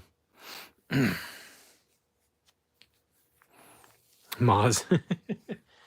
Yeah, I have a whole pile of books I'd love to send to CGC, but I'm kind of getting out of the comic book thing, so I'll probably just sell them raw. I've got a 3,200 comic book collection that I need to get rid of, and there's a lot of speculator type comic books in there that I know are valid to people who do that. And I do want to try to sell them as soon as possible. So if anybody knows anybody that wants to drop 40 grand on a comic book collection, hit me up. Because I got about 3,200 comics I want to sell. I'm just going to keep maybe a little bit less than a short box for my own personal collection and maybe to hand down to my nieces and nephews later. But for the most part, I'm getting out of it because it's just too much to mentally manage, and I don't need it. You know, I'd rather have the cash to do other things with, like fund my art world now, you know. So anybody who wants to inquire about that, I have a complete listing of everything in my collection, graded, non-graded raw, and graded raw, in my whatever that website is called, Cover Price, where you can do all that, and I can share that with people if they want to see it. So let me know if you guys are interested in that. I can share that with some people. So this is where we get to make some crazy decisions about how to glue things and what we want to do. And these are going to be permanent decisions. So I'm going to get my permanent glue, my styro glue, and glue these things down. So I'm going to have this kind of going around and sweeping down and flowing. And so I'm going to kind of lay these out roughly how I want them. And then I'm going to individually, go in, trim them down to different heights and glue them in place. So this is where we get to be creative. Finally. God, Euler's workshop takes forever to do something creative. Oh, and another little thing I'm going to do. This is just a test.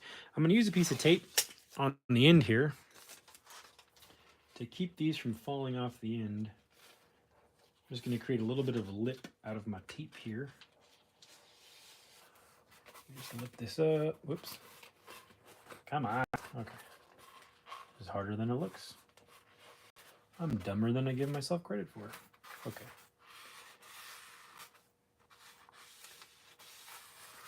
Okay, there we go. Dun, dun, dun, dun, dun, dun, dun, dun, dun, dun. Okay, so just a little lip so these don't fall over and I can keep everything, again, aligned and straight. You guys see that? Whoops. See that tape there? Now when these won't fall off, right? So that's what I'm trying to say. Here we go, as Mario says.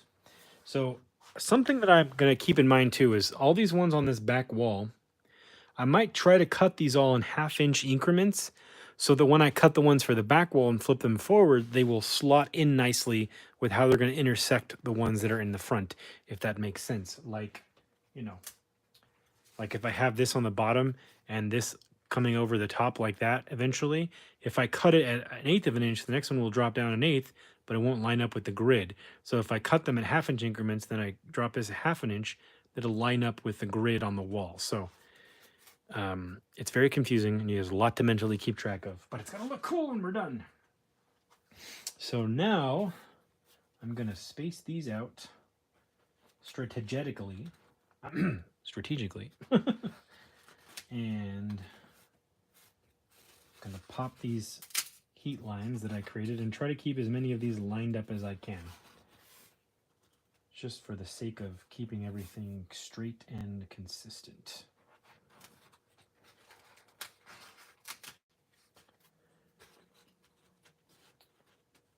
Dun, dun, dun, dun, dun, dun. So those of you out there who like the X-Men, who are your favorite characters? Who are your favorite X-Men characters? I'd love to know. Mine is definitely, when I was a kid, I loved Colossus and Nightcrawler. And of course, Wolverine. You have to love Wolverine. Well, you don't have to, but most people do. But I love Colossus and Nightcrawler because I've always loved the idea of like sort of the gentle giants like Colossus, who was really a sweet guy, but when when he was out there fighting for what was right, he got pretty grumpy and cranky with people. And I also like the idea of sort of the peaceful guy that looked scary like Nightcrawler who could teleport. I also love teleporting powers. Gambit was always cool. As a kid, I wasn't super fond of Gambit because he was like, I was the nerdy kid, and Gambit was too cool, and he got the girls. So I was like, I can't really relate to Gambit. But as I got older, I was like, yeah, Gambit's pretty cool.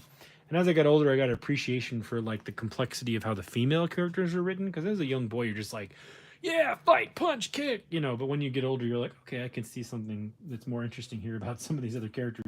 So I really grew to love Rogue and Storm a lot. My wife's favorite character is Storm, and I really like Storm and Rogue. I feel like Rogue would be like, she's like the equivalent of like an X-Men buddy best friend, your buddy who goes out with a group of guys who can hold their own with the dudes. And then Storm is like sort of your like big sister, motherly type figure who you really like love and respect and want to spend time with, like from a character standpoint. That's kind of how I relate to some of these characters, or when I, as a kid and when I got older. But now I think I lean more towards the ones that are aesthetically cool to put in dioramas, and the ones that I relate to as an adult now, where I can see myself in that character a little bit. I can see myself in that character, and I think now I relate more to characters like Wolverine, who had tragic pasts and have had to overcome them. I feel like I actually relate more to characters like that now. Nightcrawler, Wolverine, stuff like that. And Storm. Storm reminds me a lot of my lovely wife. My wife is a very strong woman who I very much appreciate and love. And so I kind of feel like I like Storm for that reason. She reminds me of things I love about my wife. Same thing with Princess Leia. So I have a picture of Princess Leia here in the shop. I think Star Wars is the first franchise that got me into liking that. I was raised by my single mom as a kid, and having not good female influences in my life was always something that I saw and appreciated. So I like characters like Storm and Princess Leia. I'm noticing with these, I did not cut them as nice as I wanted to, so these are going to get set aside. And we'll go over here. Do you guys see what I'm doing here? I hope you understand what I'm doing. I'm just laying these out in ways that will look cool as we do this. And another thing as we do this process here, these taller ones, as I cut off short pieces from these tall ones, I can take those short pieces and move them to the front in front of these pieces here. So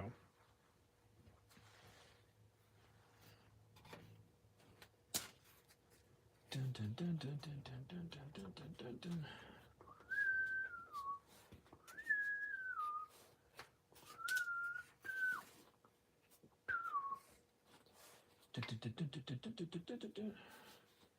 Okay, we got some answers. Let's see what we got.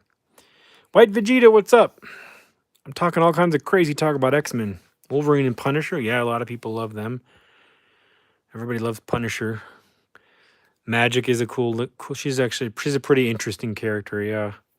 Wolverine, Iceman is awesome. I forgot about Iceman. Why did I not forget about? I didn't remember Iceman.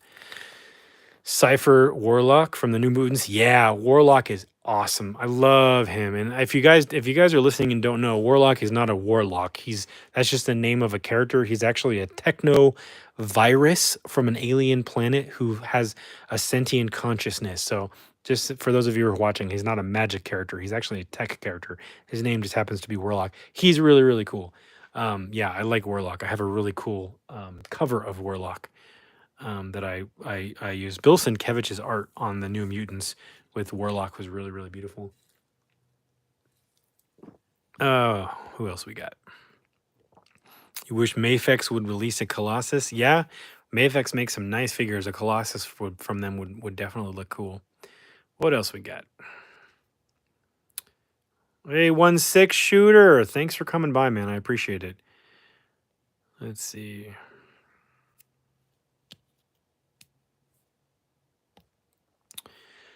Beast, the blue version. Oh, yeah. Summers' brother Vulcan. Yeah, he's cool. I know. I always forget that there's a third Summers brother. That's awesome, Moz. Yeah, I have some mixed issues of the New Mutants. I think I have the first like 25 issues, and then I have a few spotty ones after that. Rogue's cool. Yep. Jim Lee was definitely my era as a kid entering to the X-Men, and so I was always drawing Wolverine, Colossus, Nightcrawler, Rogue, Psylocke. I forgot about Psylocke too. I love Psylocke. I actually like the new version of her too. Not that it's not the old version, but it's like an evolved version, Quanon, because Psylocke, she's Betsy Braddock in the mind of a Japanese girl's body. So when they finally separated them back out, and you get Betsy Braddock now. Separate from Quanon. I actually read all that in the Fallen Angels series. That was really good. I like that. I still have that series, and I might read that again before I sell those because it's only 7 books. But I really like that series, and I like Psylocke. She's always been kind of a sort of silent but deadly but interesting. And if you read the Fallen Angels series that came out, it gave her. I added to her backstory a little bit more, gave it a little bit more sort of emotional depth. It was subtle, but it was there. And the guy who actually wrote the first 7 issues of Fallen Angels, he is the guy who he left that and he went to work on the writing team for Teen Titans for DC's HBO's DC show, or was that HBO? I don't know. I don't watch that show, but I just am aware of that, so I know he's more of an accomplished writer, and he wrote that story in Fallen Angels for Quanon's history. And spoilers, it kind of goes over how she once had was going to have a child and then couldn't, and it adds complexity to why she's the way she is. Why she's sort of a focused warrior who's only uses emotion when it's necessary, stuff like that. So it's a pretty interesting story. I liked it. And I'm kind of generalizing it because I don't remember all the specifics there, but that is a good story. I like Psylocke too. She's a neat character.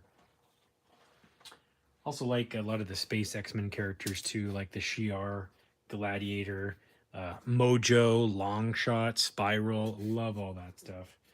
Love all that crazy sci-fi X-Men 90s goodness.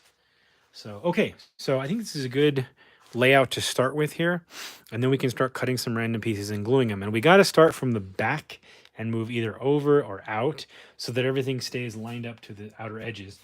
Well, I guess we don't have to. We could start here and move this way, but it will keep everything lined up with the outer edges, which is very important. So I'm going to flip the piece around, and we're going to start over here. And I'll probably do some of these back pieces like full height, and then work our way out and down and undulate up and down as we see fit. So Psylocke up here and Captain Britain first for Marvel UK.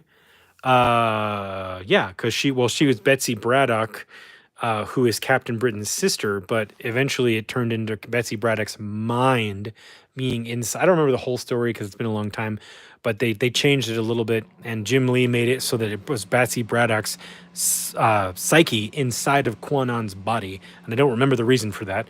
But they separated them back out. So now you have Betsy Braddock on her own, and she's the new Captain Britain, actually, fighting with the X-Men. And Psylocke is now Quanon. She's not Betsy. So the characters got merged and they got unmerged. And so, but I like all versions of her. I think they're all pretty cool. She first appeared in New Mutants Annual 2, the pink cover, which I have 2 copies of. I have a good one and I have a terrible one. So I'll probably, actually, I might keep that one because I'll probably keep all my favorite X-Men first appearances. Like I have Phoenix, Gambit, Psylocke, Rogue. I actually have 4 Rogues, but I have a 9/8, which I'll probably be keeping because, again, Rogue's one of my favorites. I have a giant size X-Men. I'll probably keep that one. You know, some of those I'll probably hang on to, but the rest of the stuff I'll probably be selling over time here. So, again, if you're looking for some comics, reach out. So, we're just gonna start committing to the glue. Come on. The glue bottle's kind of empty here. All right, I know this process today is not as exciting as other processes, but this is necessary to the whole here. So very necessary to the whole. I'm even going to use my finger here to spread the glue, and I'm only putting glue on the bottom and the side that needs to stick to another piece, because if you do anything else, it might stick to pieces you need to cut down. So I am just spreading the glue on the sides that are going to go at the bottom and the sides that are going to join to one another. And it's okay if they're rough. I'm going to line them back up. Good thing about this styro glue is you can position things before it starts to cure. You have about 15 minutes to move stuff around. So now I'm going to move some of these pieces out and away here so that I can start bringing them back in. And again, this is the tedious part of the process, but it's going to be sweet when it's done. So I'm just going to cap this, kind of realign these, and make sure they're all these, as this is where it's important to have everything cut the same size or very, very close to the same size. So when you line this all up, let me zoom in. So when you line this all up, everything is nice and straight. If these are off back and forth just a little bit, it's going to really ruin the illusion. It's going to stand out. I guess I shouldn't say ruin, but it's going to look off to the eye. And we want things to be nice and linear and cool. So I'm just going to kind of go, maybe I'm going to go this way first. So I'm going to push these pieces over out of the way so I don't bump them. And I'll leave these stuck to the foam. I know those will be the next pieces that line up. And let me zoom out again, sorry. We'll stay zoomed in a little bit here for you. And start going this way.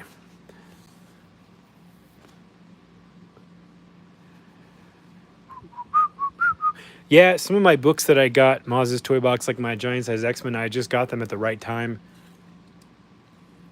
before the market kind of went up. And, so there's some books I missed out on, like, Wolverine is coming to the MCU. I already told you about the appearance, and it is just an appearance. It's the last Hugh Jackman Wolverine appearance we're getting in Multiverse of Madness. I told you about that. What I won't tell you is we are going to get an official Wolverine in the MCU in 2024.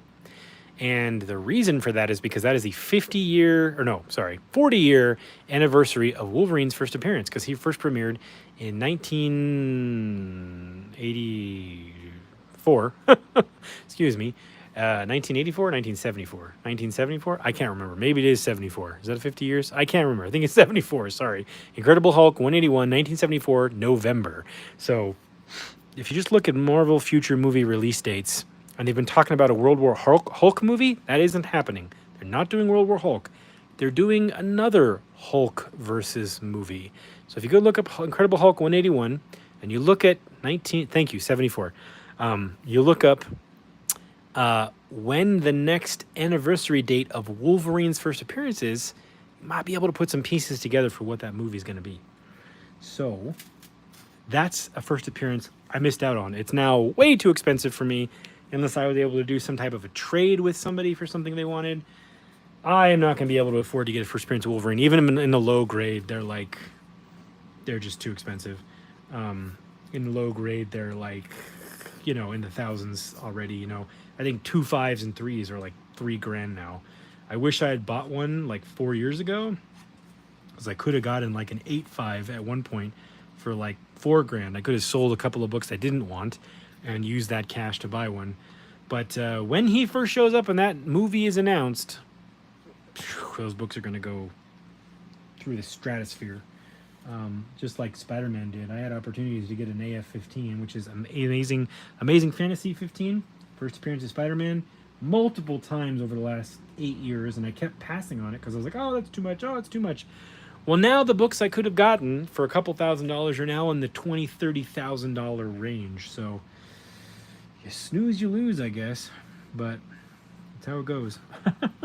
You gotta strike while the iron's hot, and I'm getting out of that game now, so probably won't ever get my hands on one unless it's like a trade or something, which it's possible. If anybody wants to trade and give me a Hulk 181, I'll sure would appreciate it. All right, now I want to start cutting some pieces. So I'm going to trim 1/8 of an inch off these. Let me zoom back out here. I'm going to use my, or not 1/8, a 1/2 inch. I'm going to keep my fence at my 1/2 inch mark over here, and I am going to cut these 3 pieces all a 1/2 inch lower. We'll start making some cuts here.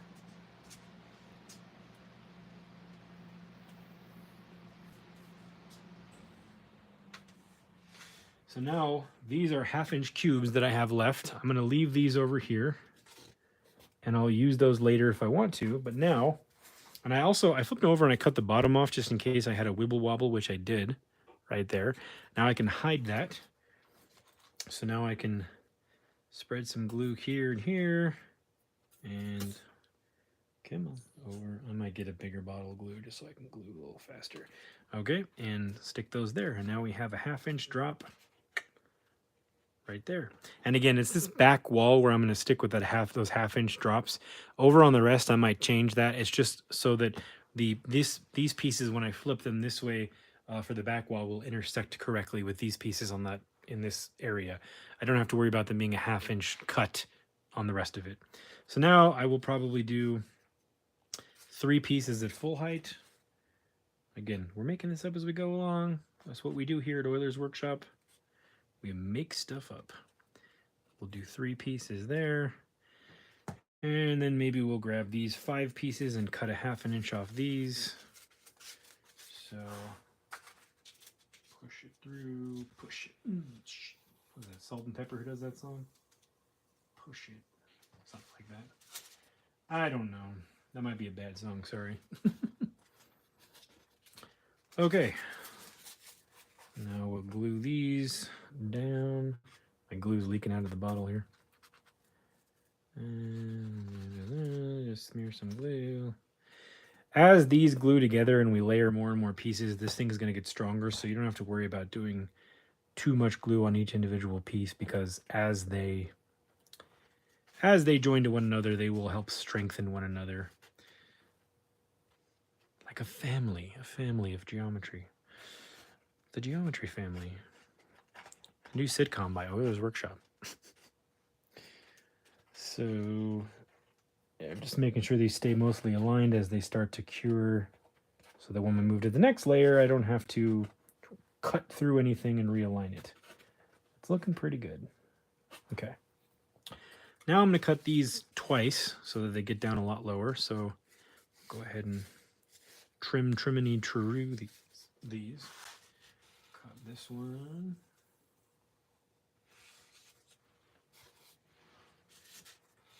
Cut this one. Boom. And you know what? I actually have a little bit of a dent here. I'm actually going to throw these pieces to the winds, and I'll just bump these over.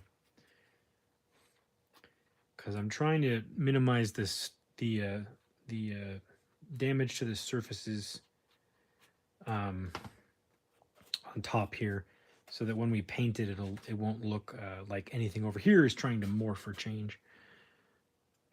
It's morphing time. Okay. Then we'll do maybe, let's see, 1, 2, 3. These three. Oops. These three will cut twice. Measure thrice, cut once.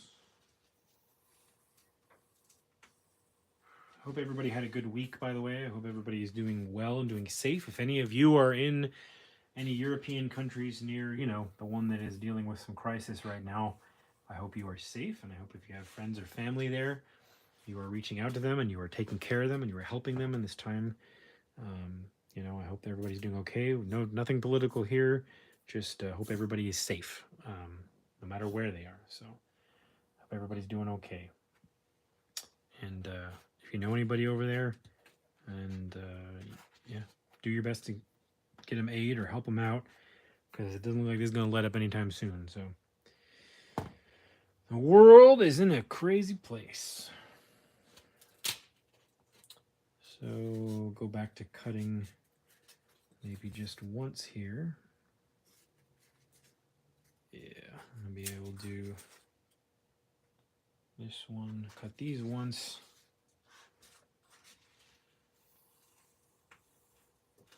I'm just making this up as I go along, guys. Nothing crazy.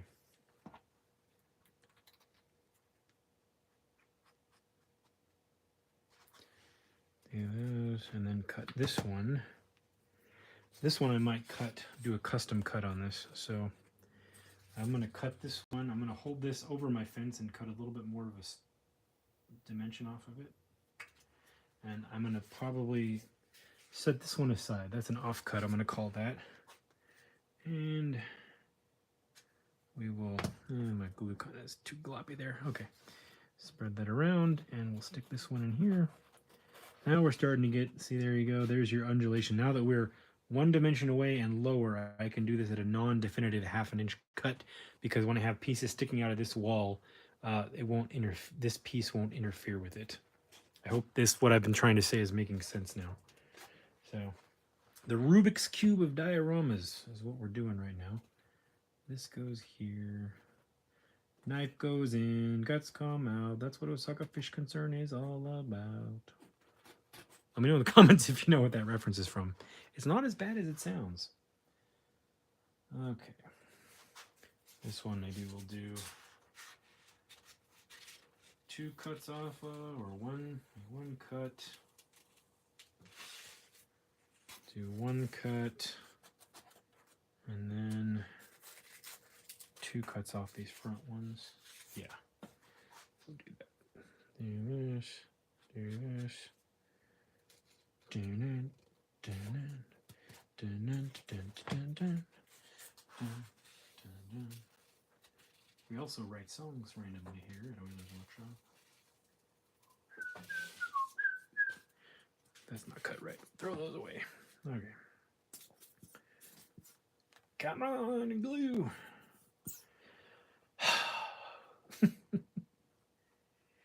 The reason I'm not using hot glue, some of you may be wondering, why isn't he using hot glue? Hot glue melts foam. And if I have a piece cut that I like the size of, and I put too much hot glue too quickly on it, it can melt that piece and deform it, and it won't fit right. So it's really worth taking the time to use non-hot glue, and especially a strong non-hot glue, to do this process with. Otherwise, if I had a better way, I would be using hot glue. But I think this is currently the best way that I can do this. So, cut a 1/2 inch off.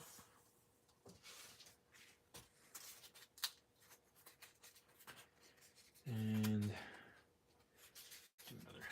here.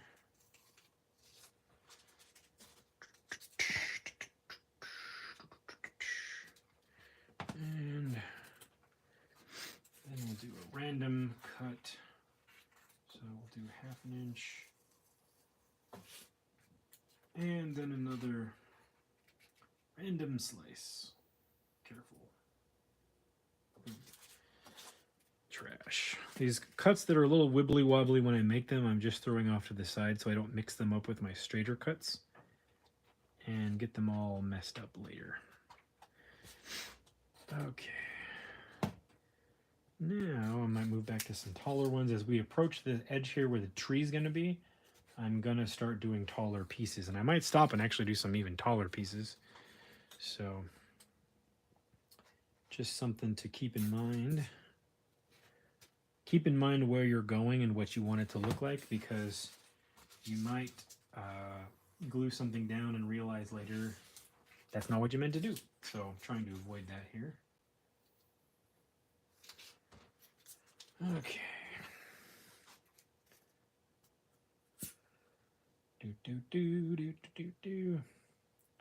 What do you think is the goofiest superhero or even X-Men character that you can think of?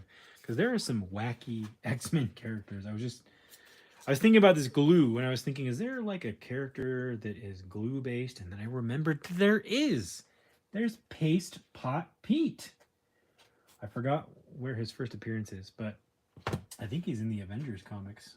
I don't know. If you guys let me know in the comments below. But Paste Pot Pete is an actual superhero villain that I just remembered. Oh man, there are some wacky characters that they came up with back in the day. So this one we'll do a 1/2 inch cut.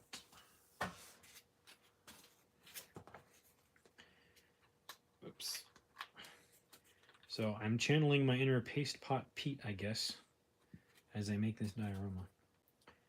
There are some super wacky characters, man. I don't know what people were thinking sometimes. There we go. That's looking pretty good. Okay. Let me check the chat. Sorry, guys. I've been zoning out talking to myself. Silver Furf. Oh, let's see. What do we got? Fantastic Four 48 next week. Any news on Galactus or Silver Surfer? Okay. If anybody doesn't want to hear any news on Galactus or Silver Surfer, plug their ears, because I'm about to spoil when they're showing up. Not how they're going to be introduced, but when they're showing up. After Guardians of the Galaxy 3, there is going to be a show on Disney Plus, and I don't remember the actual title, but it's basically going to be an Adam Warlock show. Once Adam Warlock is introduced, he's going to be space planet hopping with Pip the Troll and Star Fox, who was introduced at the end of Eternals. They're going to go planet hopping, and one of the planets that they land on is Silver Surfer's home planet, which I believe is Shalabal, and I think his girlfriend's name is Zenla. I always get them mixed up. His girlfriend is one of those, and his planet is the other one, Zenla and Shalabal. His name, if you don't know, Silver Surfer's actual name is Norrin Rad.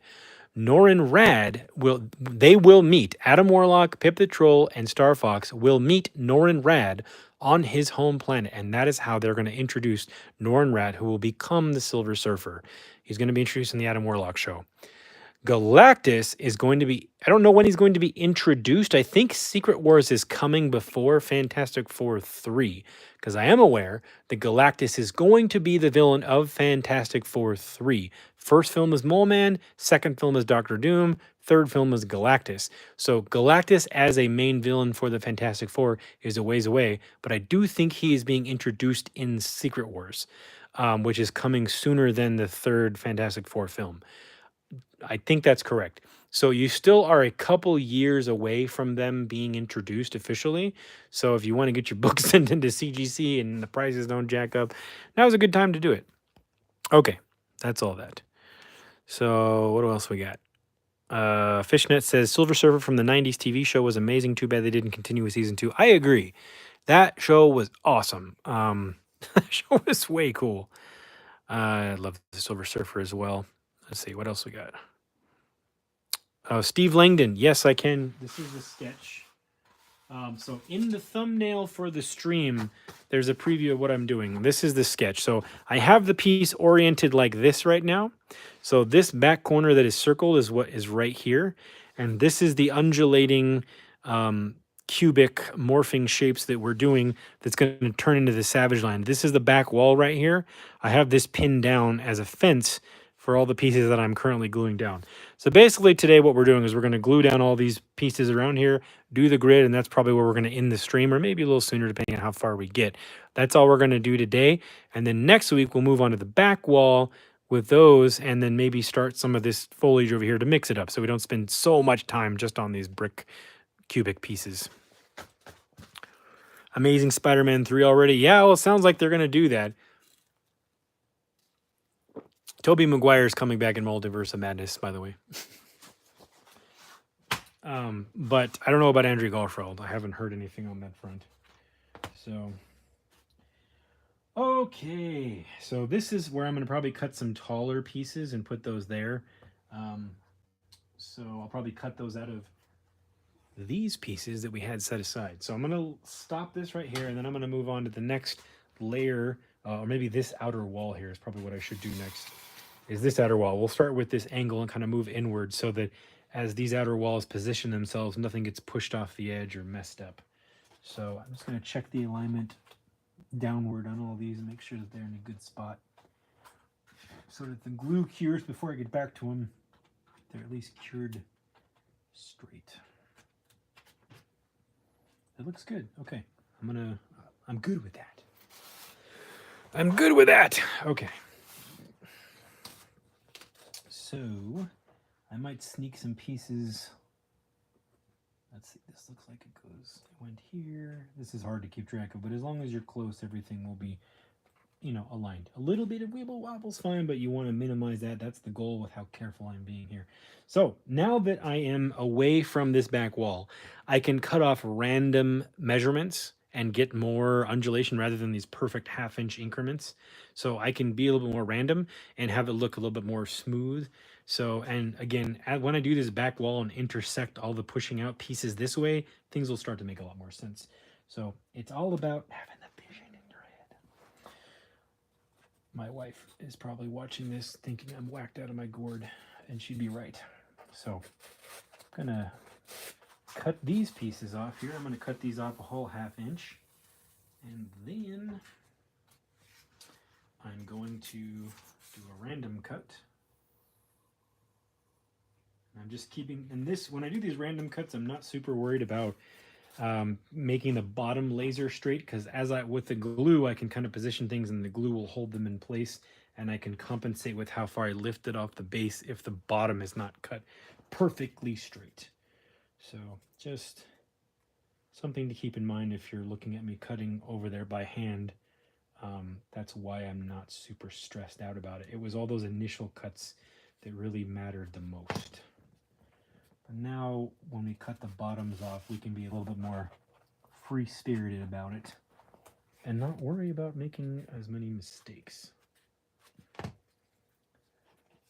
can do, now we are free. Okay. And now we can do this layer.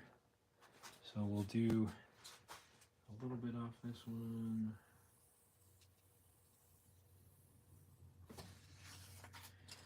And then maybe a little bit off of this third one. So we'll glue this one down. And again, if you guys aren't following what I'm doing or why I'm doing it, feel free to ask. This is for Steve Langdon, who came in late. We're just creating an undulating thing where all of these look like they can individually push up and morph into a shape and then eventually hologram into something else. So we're going for this lovely holographic, hollow chess table, undulating technology beyond the stars craziness right now. So there's that. And then we can work on these pieces. I'll probably cut these off at a 1/2 inch. Oops. No good. Maybe I'll cut this middle one off a little bit more just for the fun of it. And Here we go with the end. My glue is farting. Excuse me.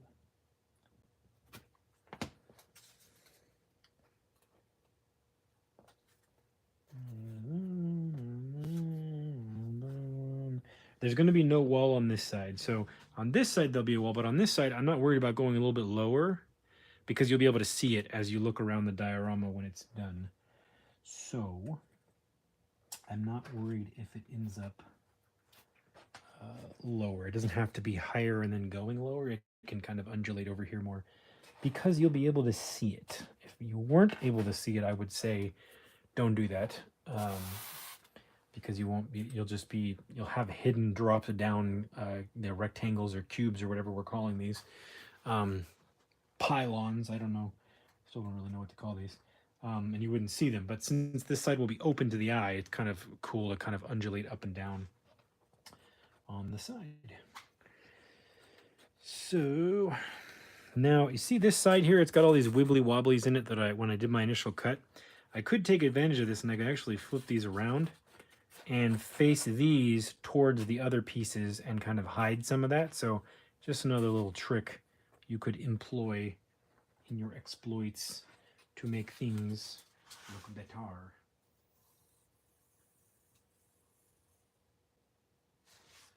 Okay. Let's see. That. And then maybe cut this one. Yeah. I like that. Dun, dun, dun, dun, dun.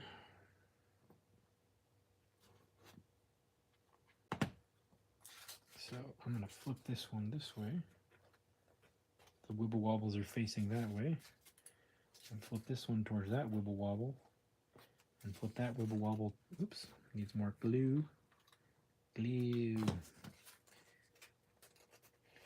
There we go. So I just hit all the wibble wobbles this way. And since I cut these all as accurately as I could, I should be able to flip them, not worry about them not aligning correctly. I hid my crime successfully. Tobey Maguire is amazing. Okay. On to this one.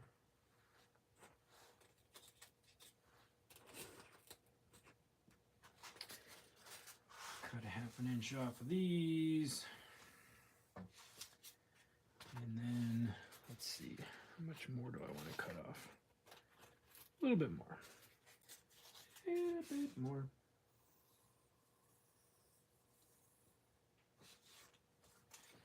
Dun, dun, dun, dun.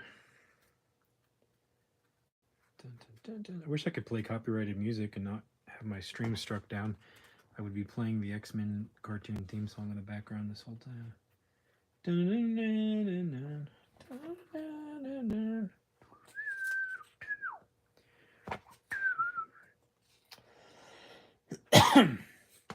Oh boy, get spider-webbed glue here. I know this is super exciting for all of you to watch.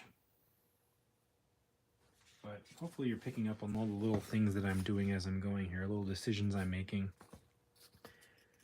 Oops. And why I'm making them.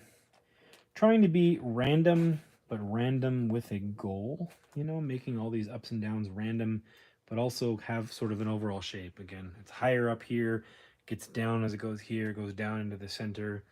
You know, I think you get it. You get what I'm doing. It's all part of the plan.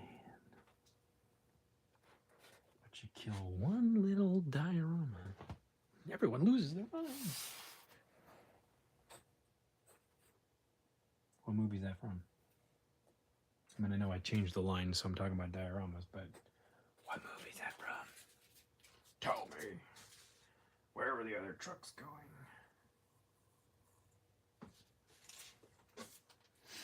This is what attention deficit disorder does to a person.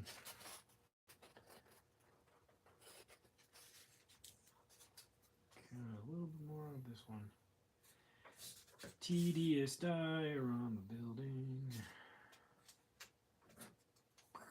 Okay. All right.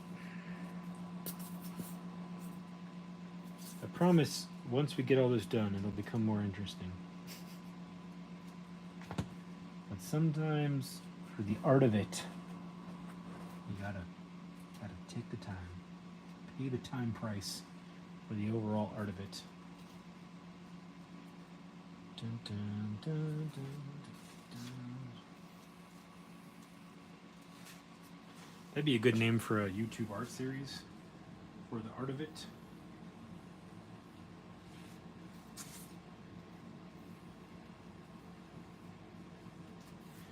There's a place in Reno, I think it's moved to a smaller location, but there's a place called The Generator in Reno that I believe I've talked about on previous streams. I can't remember.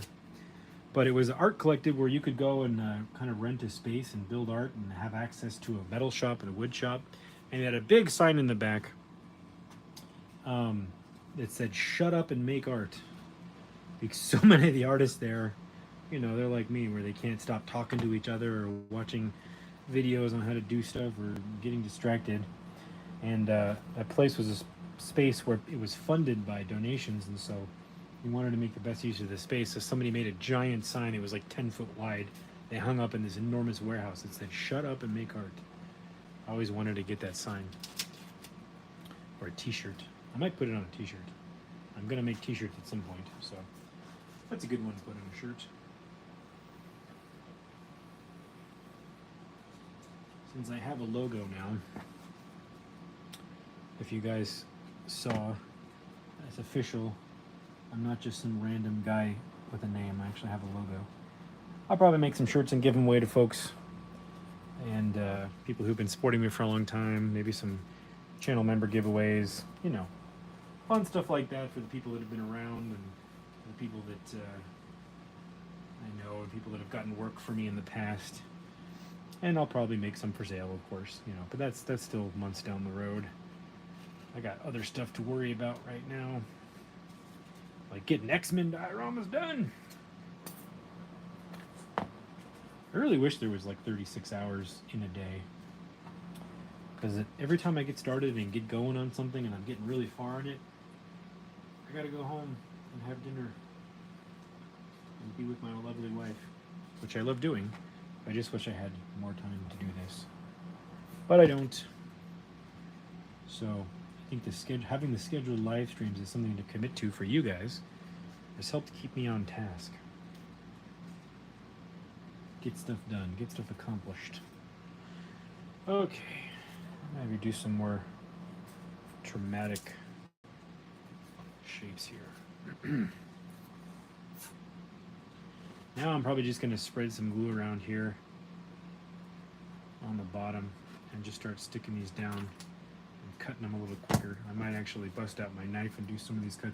But you don't have to do this all with a hot wire cutter. I've just been doing it habitually for the sake of it for the last few minutes. So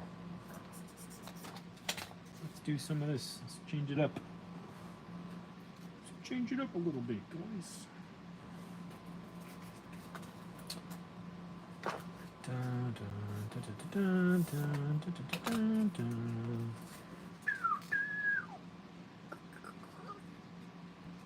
Dun, dun, dun, dun, dun, dun, dun.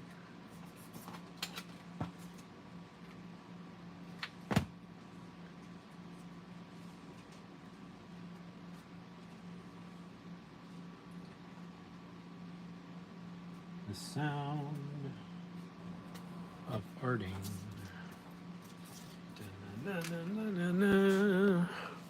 Heath Ledger Joker. Where do you order your foam glue? Ronin Hobbies. I order it from hwff.com. That's hotwirefoamfactory.com, but it's an acronym, hwff.com. Whenever they run out, they're usually out for a long time too. So when if you're gonna buy some, I recommend buying a lot. Buy like 6 bottles, you know, or buy like 6 small bottles or whatever you need. I ran out of glue early last year, and I was out of this glue for like 2 months, and I had to use alternative glues, and it was like the world was falling apart. When they finally came back in stock, I bought 20 bottles of this. So, and I've actually already gone through almost half of it. So, just be aware of that. Okay. The next layer of stoof. What I might do is mark how I want to cut these. So let me flip this around again. So I have this whole little, I don't know what you call this, log of pieces. And so what I might do is mark where I want to cut these off.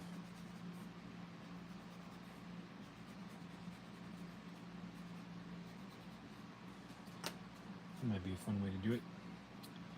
Okay, maybe I can, I'm trying to, see, as we do this, I'll find faster ways of doing things, like I'm kind of discovering now. This might have been this might be faster. Once I have these outer walls locked in place, probably a faster way to do this.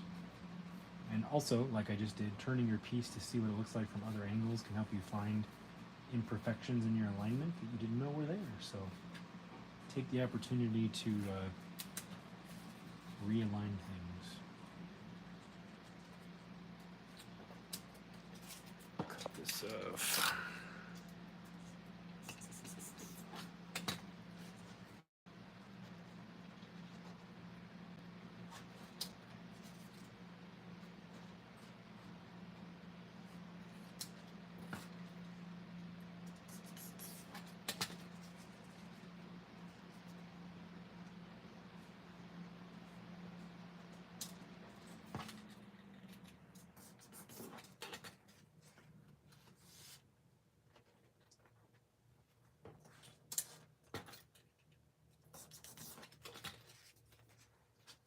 I'm actually scooping up glue from over here and putting it over here, if you're wondering what I'm doing.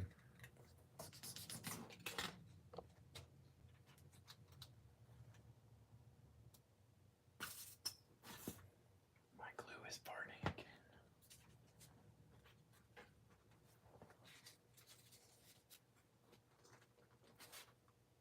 There we go. Check my alignment.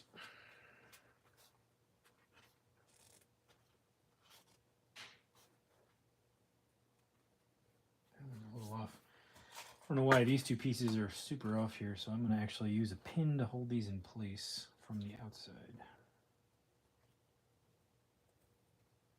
Stay there. They're like tilting this way. I must have cut that one at a weird angle on accident. All right, what do you guys think? This is all glued down. I think this is looking pretty cool. Get the rest of this laid in, and then maybe we'll call that a stream. Buried in cats. How many cats do you have? Or are you currently a grave digger for cats? I don't know what you mean by that, Bjorn. I feel like Dr. Hibbert laughing at everything. I can't do a Dr. Hibbert laugh, can I? Do do do do do do do. Trash, trash. All right, spread some more. Hello. Come on, glue. I believe in you. Let's go, glue. All right.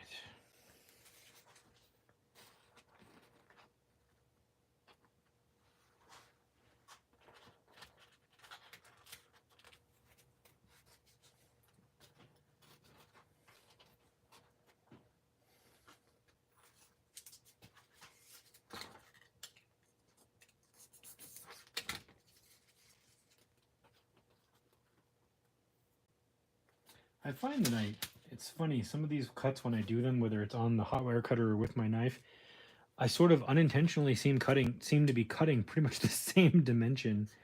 And I'm not meaning to. I'm meaning to be random, but I'm randomly cutting the same dimension. You know, like these two and this one are the same height, and I didn't try to do that, but that's what happened. I don't know, but that's how it happened. It just happened. Don't ask me. Stop asking. It's rude to ask. No. I'm just kidding. Now I'm whispering. This has turned into an ASMR diorama video. But not anymore! Okay.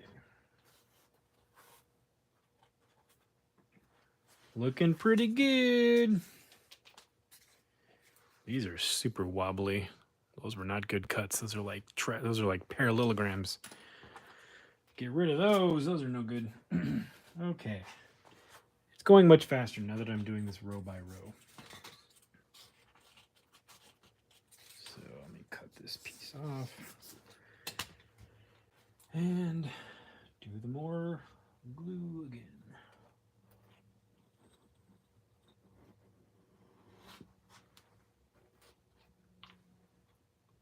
Gotta keep these things aligned. Okay.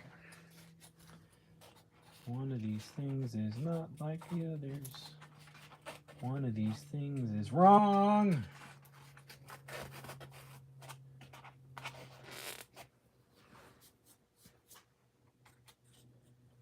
Okay. Yeah. That looks cool. It's working. The immortal words of little Annie. Little orphan Annie. It's working.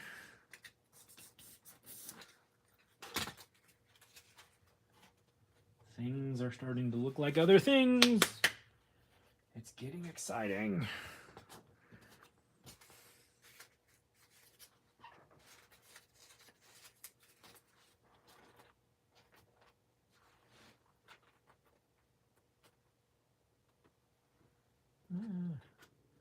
That piece looks like it belongs in there. Put that piece in there. Yeah, go to your home.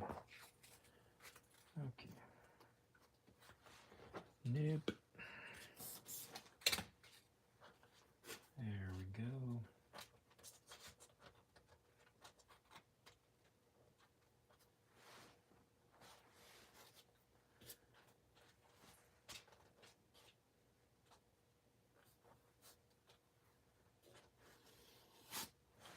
That is looking pretty good. Okay.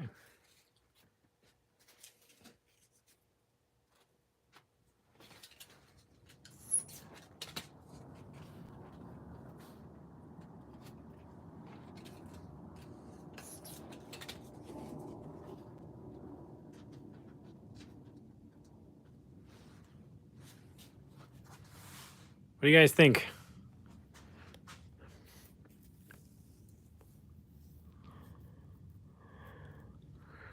The Star Destroyer is Jar Jar Binks' face. Oh, you have 6 cats, Bjorn. Wow, you are the cat father. Or mother. Or dad. I don't know. What do you want me to call you? I'm sorry. I don't know what kind of... Your cat caretaker. That's awesome. White Vegeta? Yeah. I actually thought about, just for the fun of it, which I still might do, just doing like an hour-long video of just me cutting foam on the hot wire cutter and the blade, and just do that. Like put a respirator on my mouth so you can't hear me breathing, and just do nothing but an hour of foam cutting for the fun of it. When is Godzilla moving in? Yeah, that's a cool way to do like a city landscape. Let's see. Jar Jar Binks, because he looks like you might be right. Binks. I just watched episode 1 again for the first time in like, I don't know, like 8 years or something like that. Just for the inspiration for my tiny art experiment build that I'm doing. And I cannot believe how emotional I got watching it. You know, I saw that movie 6 times in the theaters when it came out. When episode 1 came out in the theaters, I was in 6th grade. Or yeah, 6th grade. 6th grade transitioning into 7th grade. And I walked down to the movie theater from my house, and I scrounged up change out of my mom's purse, and I went and saw that movie 6 times after school, and it was amazing. And then Attack of the Clones came out, and I was a little bit more cynical because I was now 8th grade transitioning into freshman in high school, and I was like, what is this movie? And then Revenge of the Sith came out, and I was like, he's killing younglings. But yeah, there's a story. Not sure I like the way those look. Okay. Come on, glue. This is, by the way, this Hot Wire Foam Factory glue, this styro glue. If you guys do get this glue, just be aware it is super thick and viscous. and it creates vacuums inside of its own bottle. So if it's very, very full and you squeeze some out and you flip it over, it creates a bubble that goes to the top, and that bubble pushes out whatever glue that was in here because it's so thick it doesn't have time to fall down before the bubble moves up, and it can squirt like 2 ounces of glue out the top, and you might not be looking, and you look back over and there's glue covered all over the tip of your bottle. So it creates it when it, you just have to make sure you flip it over and you put the cap on, you wait for the bubble to come to the top, you took the cap off and you pop it, you burp it so the glue doesn't come out. I left for vacation one weekend and came back, and all the glue had sucked itself out of the bottle and dried on the carpet of my table, and I had to pull all my carpet table off and carpet on my table off and replace it because the glue created a vacuum inside of the bottle and just pulled all of itself out. I didn't know that. That was not fun to come back to. So be aware. Not afraid, but be aware. Okay, now we can start going lower so I can get down to this level here. Bring it down to your level.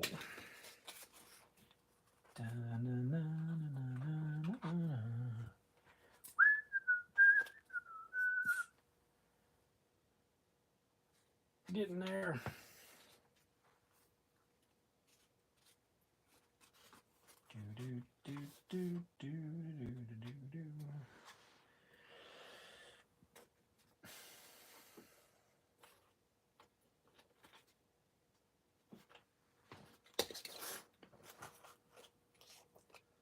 Let the random cutting begin.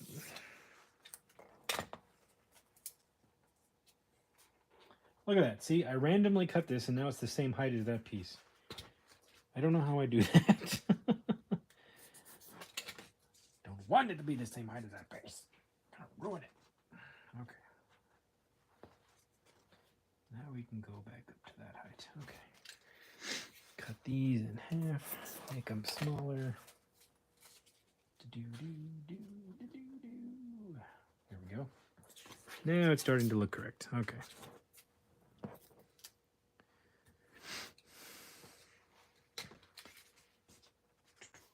Now this is where I can, since we're going so much lower now, I can start using my cutoffs from other pieces as the fillers for these low sections. So these cutoffs that I've been saving, I can start integrating these as sort of lower section pieces. Yeah, you know what I'm trying to say. Things. Words. Words are being spoken by me.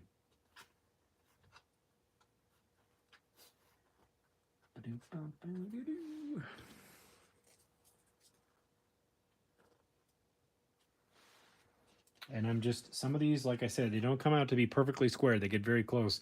So I'm just turning and rotating them to fit as I see fit for their placement.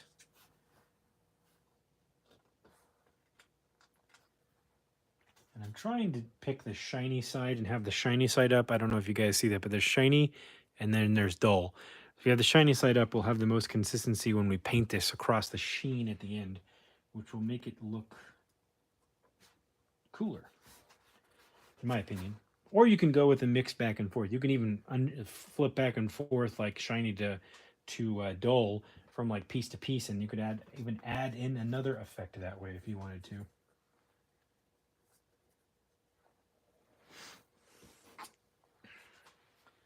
This is where we're gonna start to have some major drop off here and go this way. So we can have, whoops, I just ripped Gambit's head off. Okay. So this is where we can have Mr. Gambit stand, someone like this or like this. This is why, even though I've got a lot of space in this piece, it's kind of a 1 or 2 figure diorama because of the way we're doing the detail. So we could have him like sitting down once we're done and we've like coated this with paint and glue and whatever. We could have him putting a foot up on this or sitting down or something like that. That's cool too. But for now, this is what I'm gonna stick with. So you have these little super flat cutoffs. Now I'm gonna start incorporating these as like really low floor tile pieces.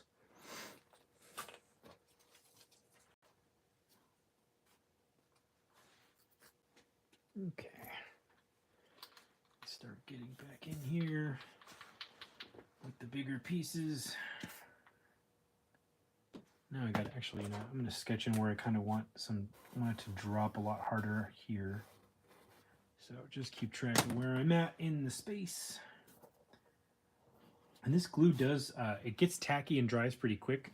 So if I could, I would just spread it all throughout here and then just stick down. But by the time I got like 3 over, the glue would be too dry and wouldn't tack properly to the foam pieces. So that's why you're not seeing me just spread a bunch of glue around. I mean, theoretically, you could just use Mod Podge and do that. Mod Podge dries pretty quick too. But I prefer this foam glue. It's a lot stronger. And it allows me to kind of reposition it as it's curing. Mod Podge might not allow me to do that in the way that I would like to do that.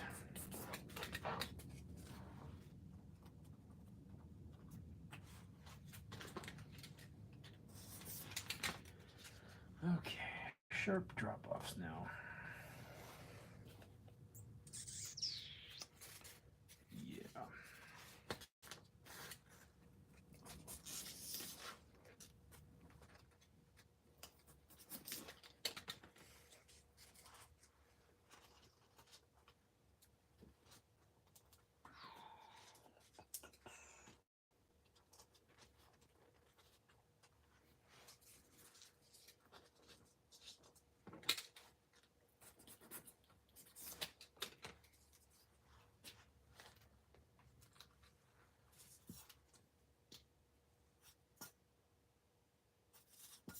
Come on, glue.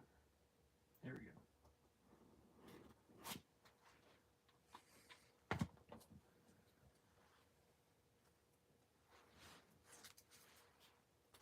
Sharp drop off. Now we're gonna just go drop straight down with our pieces here.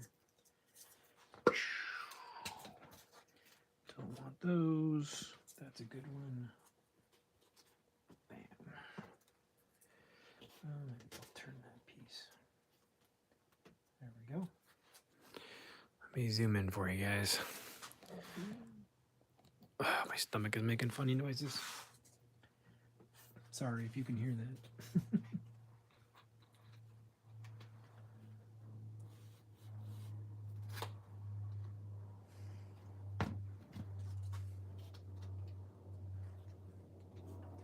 Sharp drop-offs now.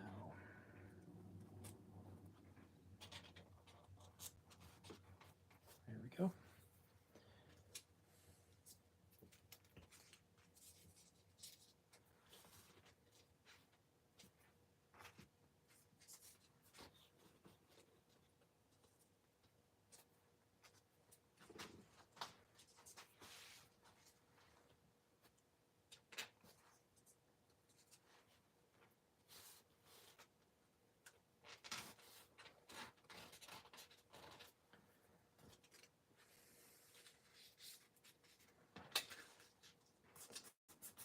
Guys, we're getting somewhere. Things are looking like things. Woohoo! That's actually something I want to put on a t-shirt is I make things look like other things. Miniatures or something like that. Let me know what how you might phrase that. What I'm trying to say is like I make a living from making things look like other things. AKA special effects, because that's really what we're doing is we're creating special effects. You know, a lot of my diorama and miniature enthusiasm and research that I've done over the years has been motivated by the special effects industry, really. I love film special effects, and it's not just limited to miniatures. It's also, I like makeup effects and props and visual effects and computer graphic imaging and all of that stuff. And so a lot of my art decisions and pursuits in life have been fueled by a desire to understand the practical and visual and computer graphic generated effects that are used in the film industry. And so I thought it would be fun to make a shirt or something that kind of had a phrase like, you know, I make stuff out of other stuff for a living. Just so it could be a conversation starter for people. Same but different. Thailand quote. Okay. I definitely see Deadpool breaking into settings of the Danger Room. Jubilee, if you can't beat Galactus by yourself, you shouldn't be X-Man. Oh, sure. Cool. Looks like Minecraft. It does look like Minecraft, but once it's all done and assembled together, it'll make a little bit more sense and look a little bit less like Minecraft. But you're right. Maybe I could resell this as a Minecraft Savage Land diorama, and all the kids who love Minecraft would come watch my channel for 5 seconds before they got bored watching me cut foam. And they'd go back to Minecraft. Okay. Dun, dun, dun, dun, dun, dun, dun, dun.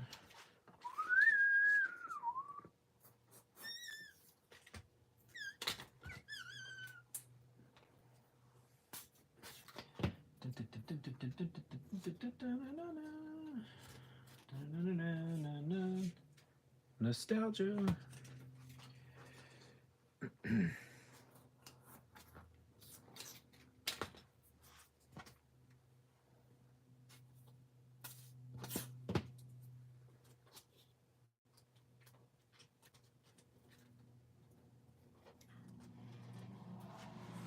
Getting there, almost there.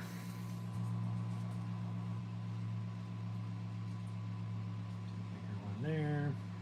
Little piece of foam junk there. Get out of there. Get out of there. Okay.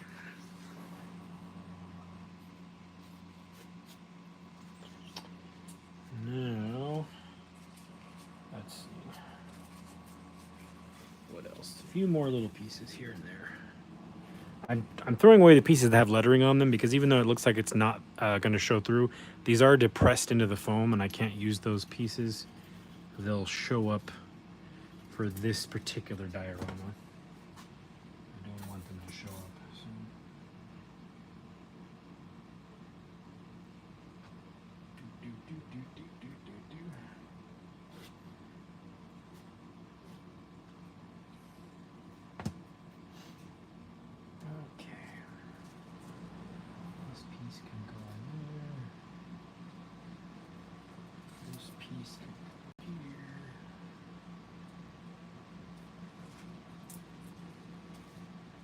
Piece can go not there. This piece can go right here. This is too wide. If I move that there. All right. Let's see. Some pretty good pieces. Cut some slivers off here. A sliver there. Put a sliver there. Sliver there, pal. Put a sliver there.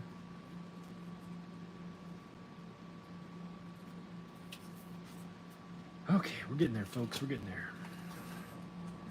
The cubining. That's what I should title this diorama. Okay. The cubining. Actually, I just realized that sounds like I'm going to make someone Cuban. So maybe I won't name it that. That's not what we're doing. We're not making people Cuban. We're making cubes.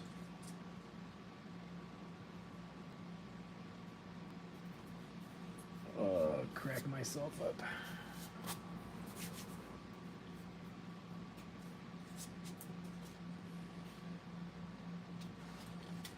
Okay.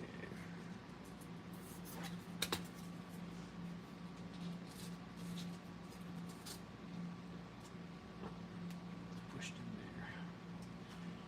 there. Okay. I feel like that's a good start. If I want to add more, I can. I can't use, well, maybe I could use that side. That's pretty good. Nope, nope, nope. That one's all right. Nope. A little bit too off. Nope. Yep. Okay, so I'm going to leave this here. Now what we're going to do is I'm going to draw some grid lines, or I'm going to cut some grid lines here into the base. I'm going to set these foam bricks aside with my pile of bricks over here. I'm going to cut some grid lines into this, and then we can add some more once I cut the grid lines. because I need to cut the grid lines so I have some semblance of what I can do in these outer areas, so that these outer areas, when I lay pieces down, they line up with these other areas. Yes, a bunch of words. Okay. So now I'm going to line my diorama back up here with my grid on my mat, because everything was cut to 1/2 inch and my grid is laid out in 1/2 inch. I'm going to put a weight on this. I have this. This is a ballast from a incandescent light, or a halogen light, or whatever it's called. It's very, very heavy. I just use this to weight things down, so this won't budge when I draw lines into my piece here. Now I'm going to take my ruler and I'm going to line up. I'm going to line up my lines. If that makes sense. And so basically, if I measure over here, so I can count these and I can divide it by 2 and get how many inches over I am, and then line it up with the inches on my base here. So if I go 1, 2, 3, 4, 5, 6, 7, 8, 9, 10, 11, 12, 13, 14, 15, 16, 17, 18, 19, that gives me what, 8.5 inches? So if I go over 8.5 inches, or no, hello, 19, what did I say? 19 divided by 2 is 9.5 inches. Excuse me. 9.5 inches. That should basically be where that outer edge of that is. And I still have enough finagle in this glue to move things over. I can actually tell you right now, this has moved over a little farther than 9.5 inches because of the glue in between, which adds that. So I might actually, keeping that in mind because I forgot about that, measure from here to over here. Yeah, so it should be 9.5 inches if I cut everything in 1/2 inch, but because things are plus or minus a 32nd of an inch tolerance because of the width of this wire and the glue in between, it's pushed over farther now because the materials have layered upon themselves. So now I have to use this to get that dimension, which is actually 9 7/8. So if I'm going to take my knife because I want an accurate measurement. I'm going to cut 9 7/8 into my mat here. That is actually where it is. So if I do that, there's my straight shot to my outer line, and I can start drawing my grid lines. Now, this is where I have to use a little bit of intuition, because I may compensate a little bit for the give and take that's been created by the thickness of the glue and the layering of the slightly inconsistent sizes of the cubes, even though these were pretty much as accurate as I could get them. I could take even more time and make them more accurate, but you'd be sitting here for 4 hours watching me cut cubes out, and that's not what I want to do. So now I'm going to draw the grid lines, and I'm going to use a little bit of mental intuition to get them as lined up as much as I can get them, and some helpful speed squares and things to keep things as lined up as I can get them. So I'm going to use my speed square here to help keep my ruler straight. So this is a trick. So the last thing I want to do is have my ruler kicked over like this and cut a line into my base and have it be off, because then it's kind of not ruined. I could fix it, but it would be a pain to try to fix. But if I use this, I'll make sure my line, wherever it is perpendicular to this front of the base, and now I can compensate for that. So I'm going to use this as a means to employ that trick. So now I have to be left-handed for a minute, and or be weird, awkward right-handed, and slice a line into the diorama. And I'm not going to go all the way, because you'll see why. Well, maybe I will go all the way. I'll just press less light. I'll just scrape it. So what I just did was I pressed down hard back here, and I did less pressure up here, because this is where it's going to start transitioning. If I do a hard groove into the bottom and I go forward, when I put Mod Podge or glue or material, it is going to want to dip into that groove just a little bit, and I might have a hard time re-leveling this, and you'll be seeing weird gradation in the dirt, which you might want that as an effect, but for what I'm doing, I don't want to do that. So I am going to just lift up, like I said, as I go. So I have a scrape there, so I have a reference line for when I line up other cubes. But I'm going to push where I want, because I'm going to use another tool to drag the line to widen the line open.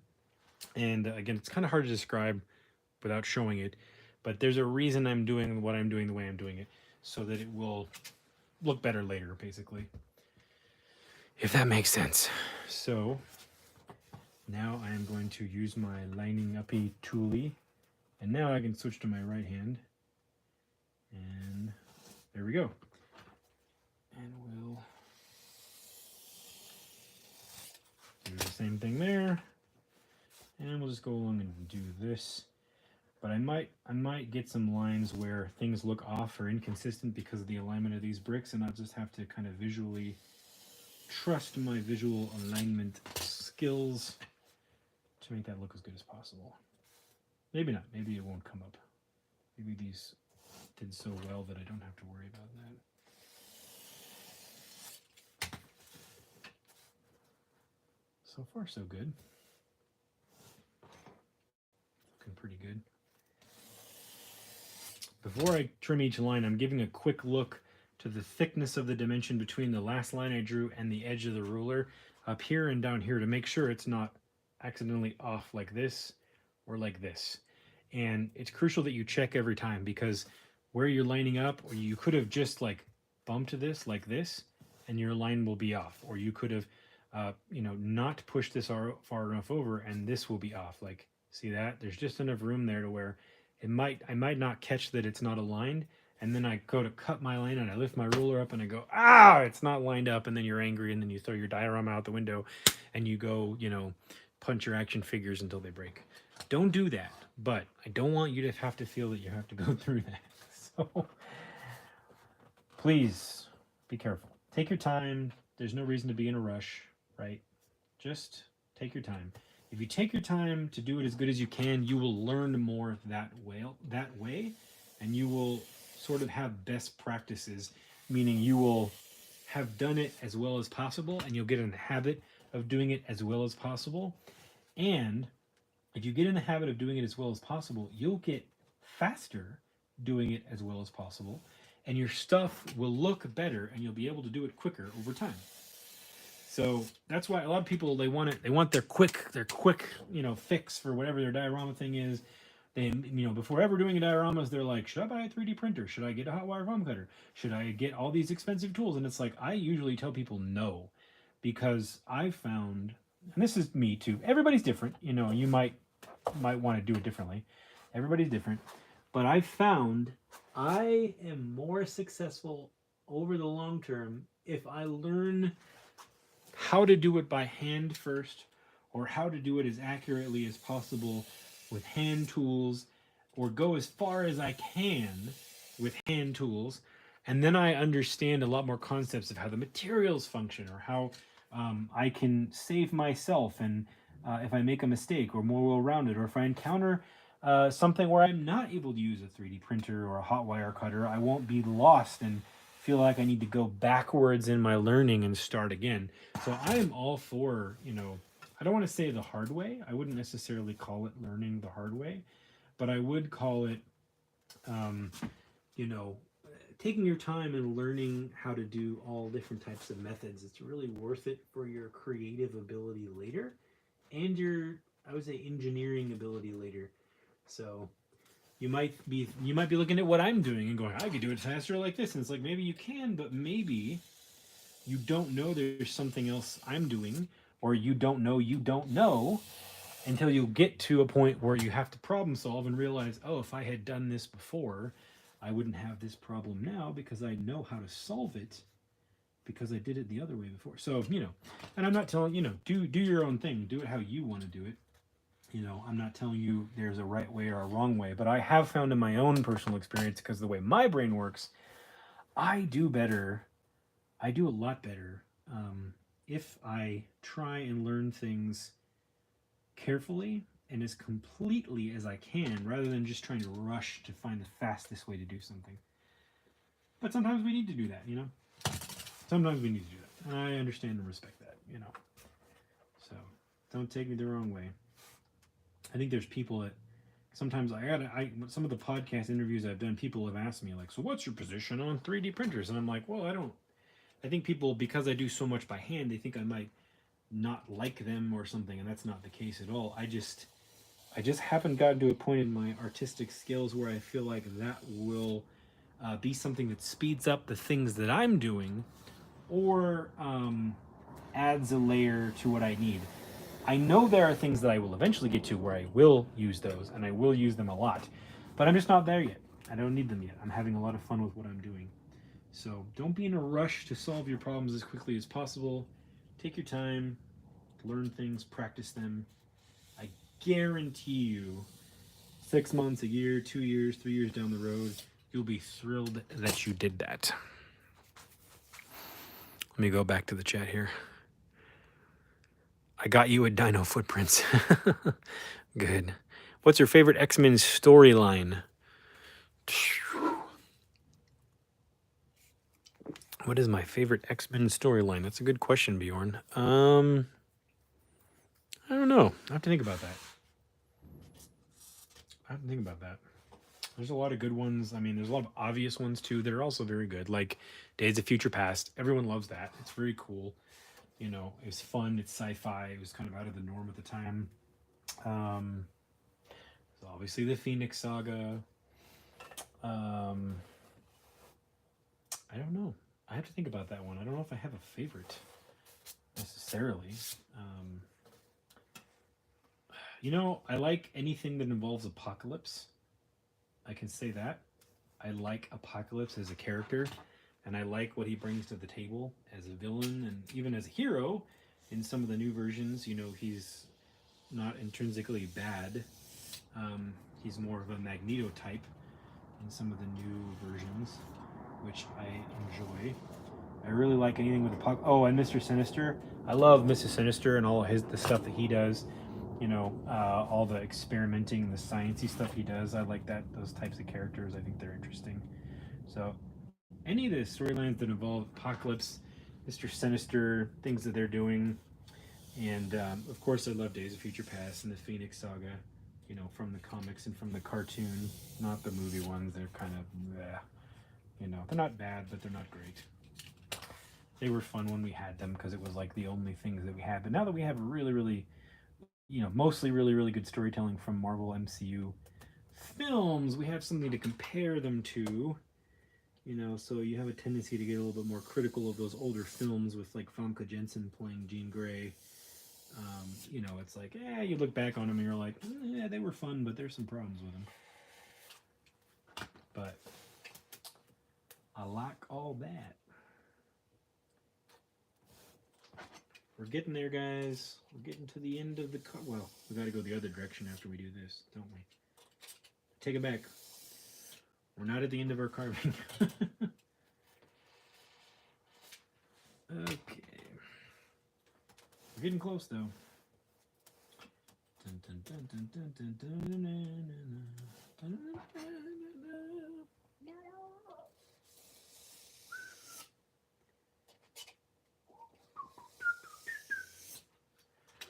Oh, what else we got? Savage Land, you know, I probably is as dorky as some of the Savage Land stuff is sort of from a storytelling standpoint with like talking psychic pteranodon humanoids. It's actually a lot of fun.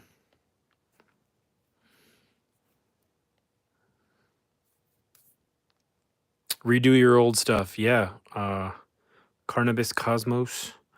Yeah, redoing your old stuff is a good idea. There is some things I've revisited that I found that I really did better and learned a lot and gone back, you know, when I learned more. Definitely worth it to revisit old projects for sure. I don't recommend giving up on stuff either. I see a lot of people, I actually have people ask me sometimes, you know, they say they start projects and they don't like the way they're going halfway through, so they just give up. And I understand that, you know, I've done that, we've all done that. But I actually recommend just finishing what you're doing. Not unless it's like, you know, it's going to be ruined, you know, like if you're doing brick walls and your bricks all turn into like a weird swervy pattern, sure, start over. But if you like did good brick and you've got a sidewalk and you've got some street down and you get to a point where like, oh man, this is the wrong size, just finish it. You know, there might be things you learn or find a way to repurpose something that you didn't think of in the process. And, you know, you have the satisfaction of knowing that you finished a piece, even if it didn't come out the way you intended. So I would say, if you spend a lot of hours on something and you find one little thing you don't like, just finish it, just finish it. It's worth it, I think, to just get stuff done. Makes you feel good. All right, I'm gonna commit the ultimate sin of dragging my knife through a little demarcation without a straight edge because I like living on the edge. I just noticed these are not as demarcated as my other lines here. And then we'll flip the other way and we'll go a little faster on the other side. And then we'll probably wrap the stream up for today. Pick it back up next week with some foliage and rock work, and then we'll do the back wall, and then we'll maybe start painting stuff. And while we're gone, I might glue some more pieces in over here and over here while we're off camera, but just know I'm doing the same things as I did over here, just so that we're ready for the next step at the beginning of the next stream. We don't have to do more of this at the beginning of the next stream. We can move on to doing like some plants and foliage and carving a dinosaur foot into the base and stuff like that, which I want to do, our dinosaur footprint, because over here I want to depress this, like, bring it in and do like a dino foot in the mud or something like that. Okay. How far to the stream are we? 1, 2, 3. Yeah, we're getting close to that 3-hour mark. All right. Definitely don't want to go past the 3-hour mark. So I got to go home to my lovely wife.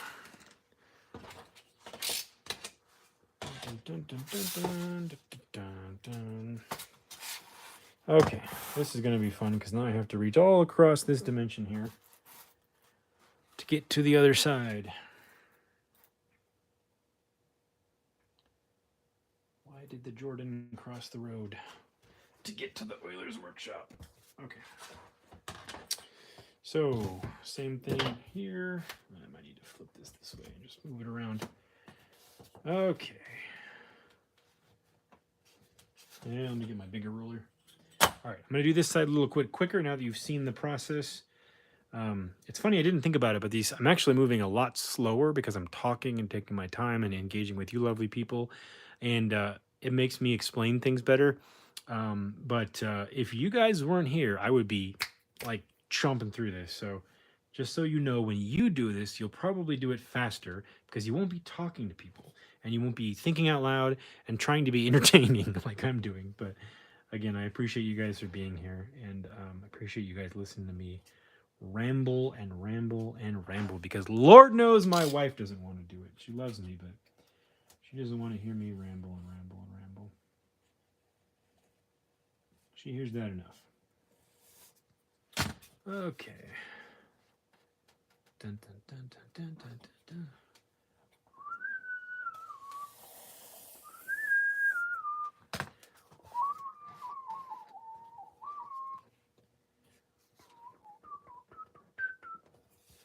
Dun, dun, dun, dun.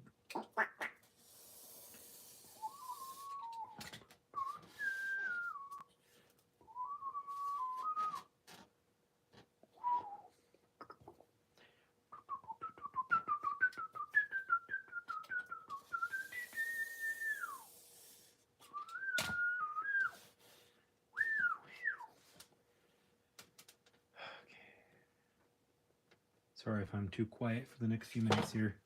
Just want to try to get this grid done before we close the stream out. I will feel like I got to a good stopping point if I do that. I'm just going to leave this off of here for now because I think I don't need it at this point.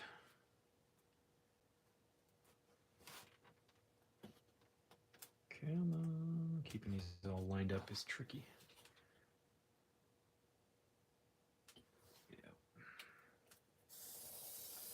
There we go.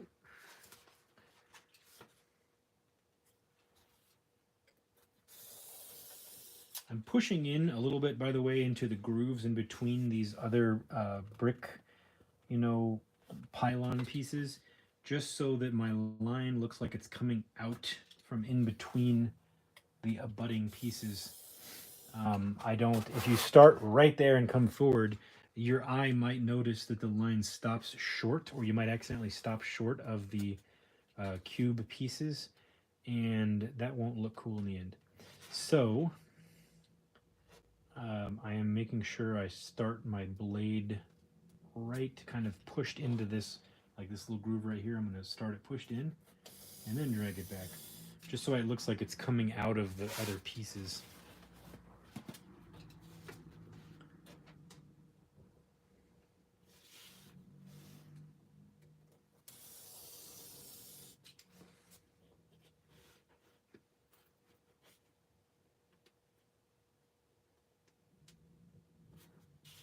Okay. We're almost there, guys. It's free real estate.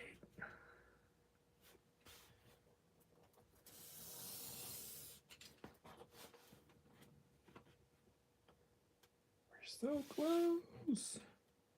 So close, yet so far away. So now that I am approaching in this way, I'm approaching this, and I can't use my square over here because I could very easily tilt this at a weird angle. And I'm approaching this. I know that I want this to be parallel with these, and I've already compensated a little bit on these to keep them looking square.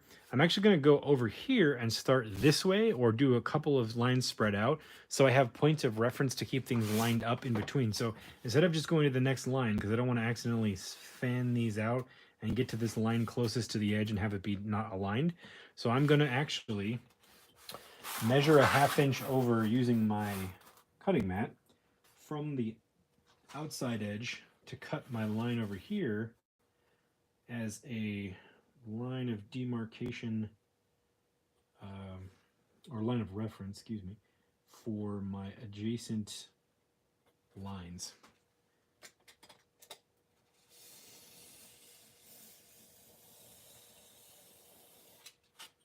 Yes, and then I'm going to do the next one the same way.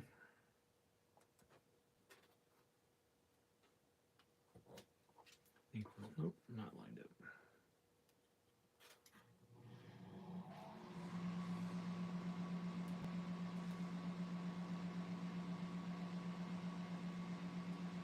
Almost, there we go.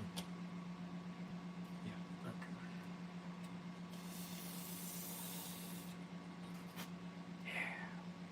Yeah. Okay, so now when I bring these two sides together, I can compensate a little bit this way, a little bit that way, to make sure things line up correctly and don't look weird and wobbly in any kind of a funky way. Like I can already see these two lines with this in the center are actually doing this a little bit.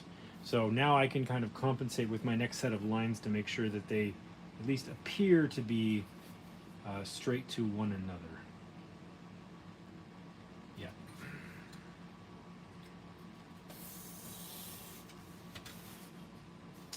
Oh yeah.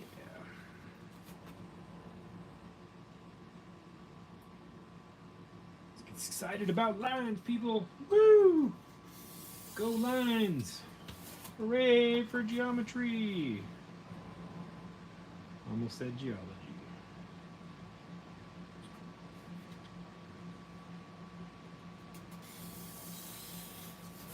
Yeah. Oh yeah. Okay, I'm getting too excited about lines now. I gotta dial it down.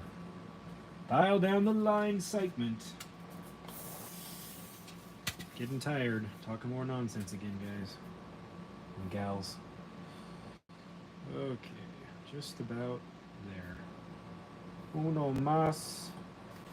Lino, por favor. There we go. So now I have this cool looking grid pattern. And now I have references. So if I want to take like little cut off pieces and glue undulations over here, I have a reference where I know where to put them. So when I start putting them over here, I can kind of like get my ruler and line them up so that the fade and the transition portion will line up with the rest of the grid and not be random. Because if you have it random, it'll look like broken tiles, but I want it to look like a transitioned hologram or morph. So that's a good X-Men character, by the way.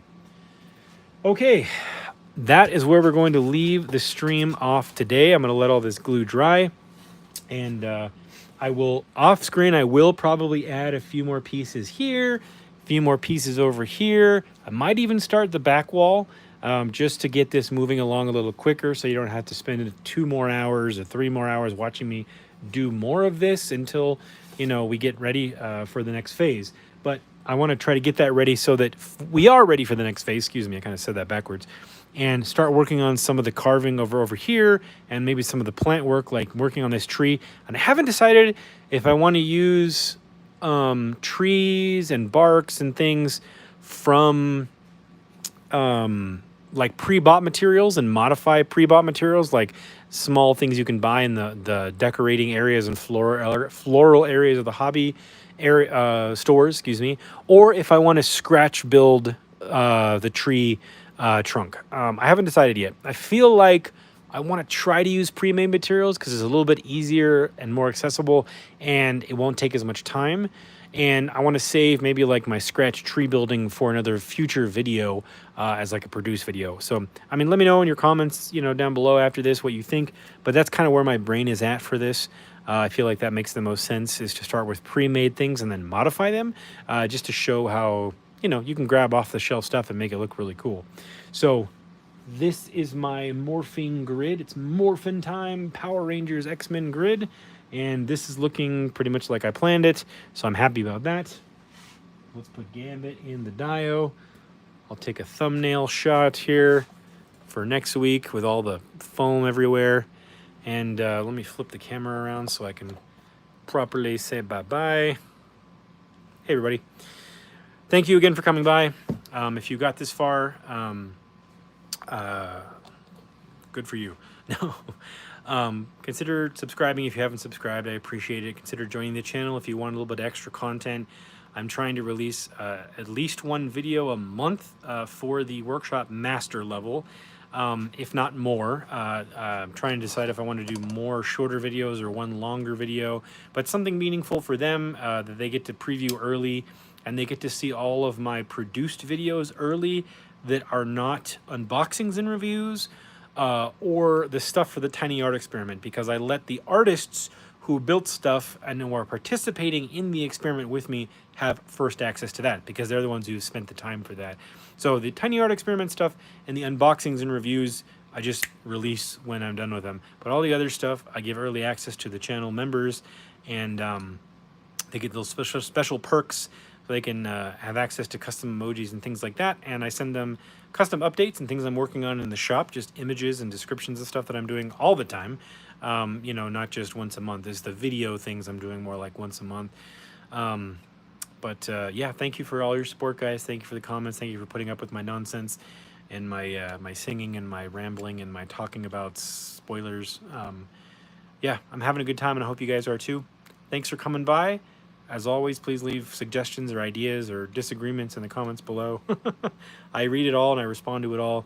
I hope you guys have a good and safe week. Take care of yourselves and your family. Paint fast, dry hard. Why? Because flat paint dries fast. We'll see you later.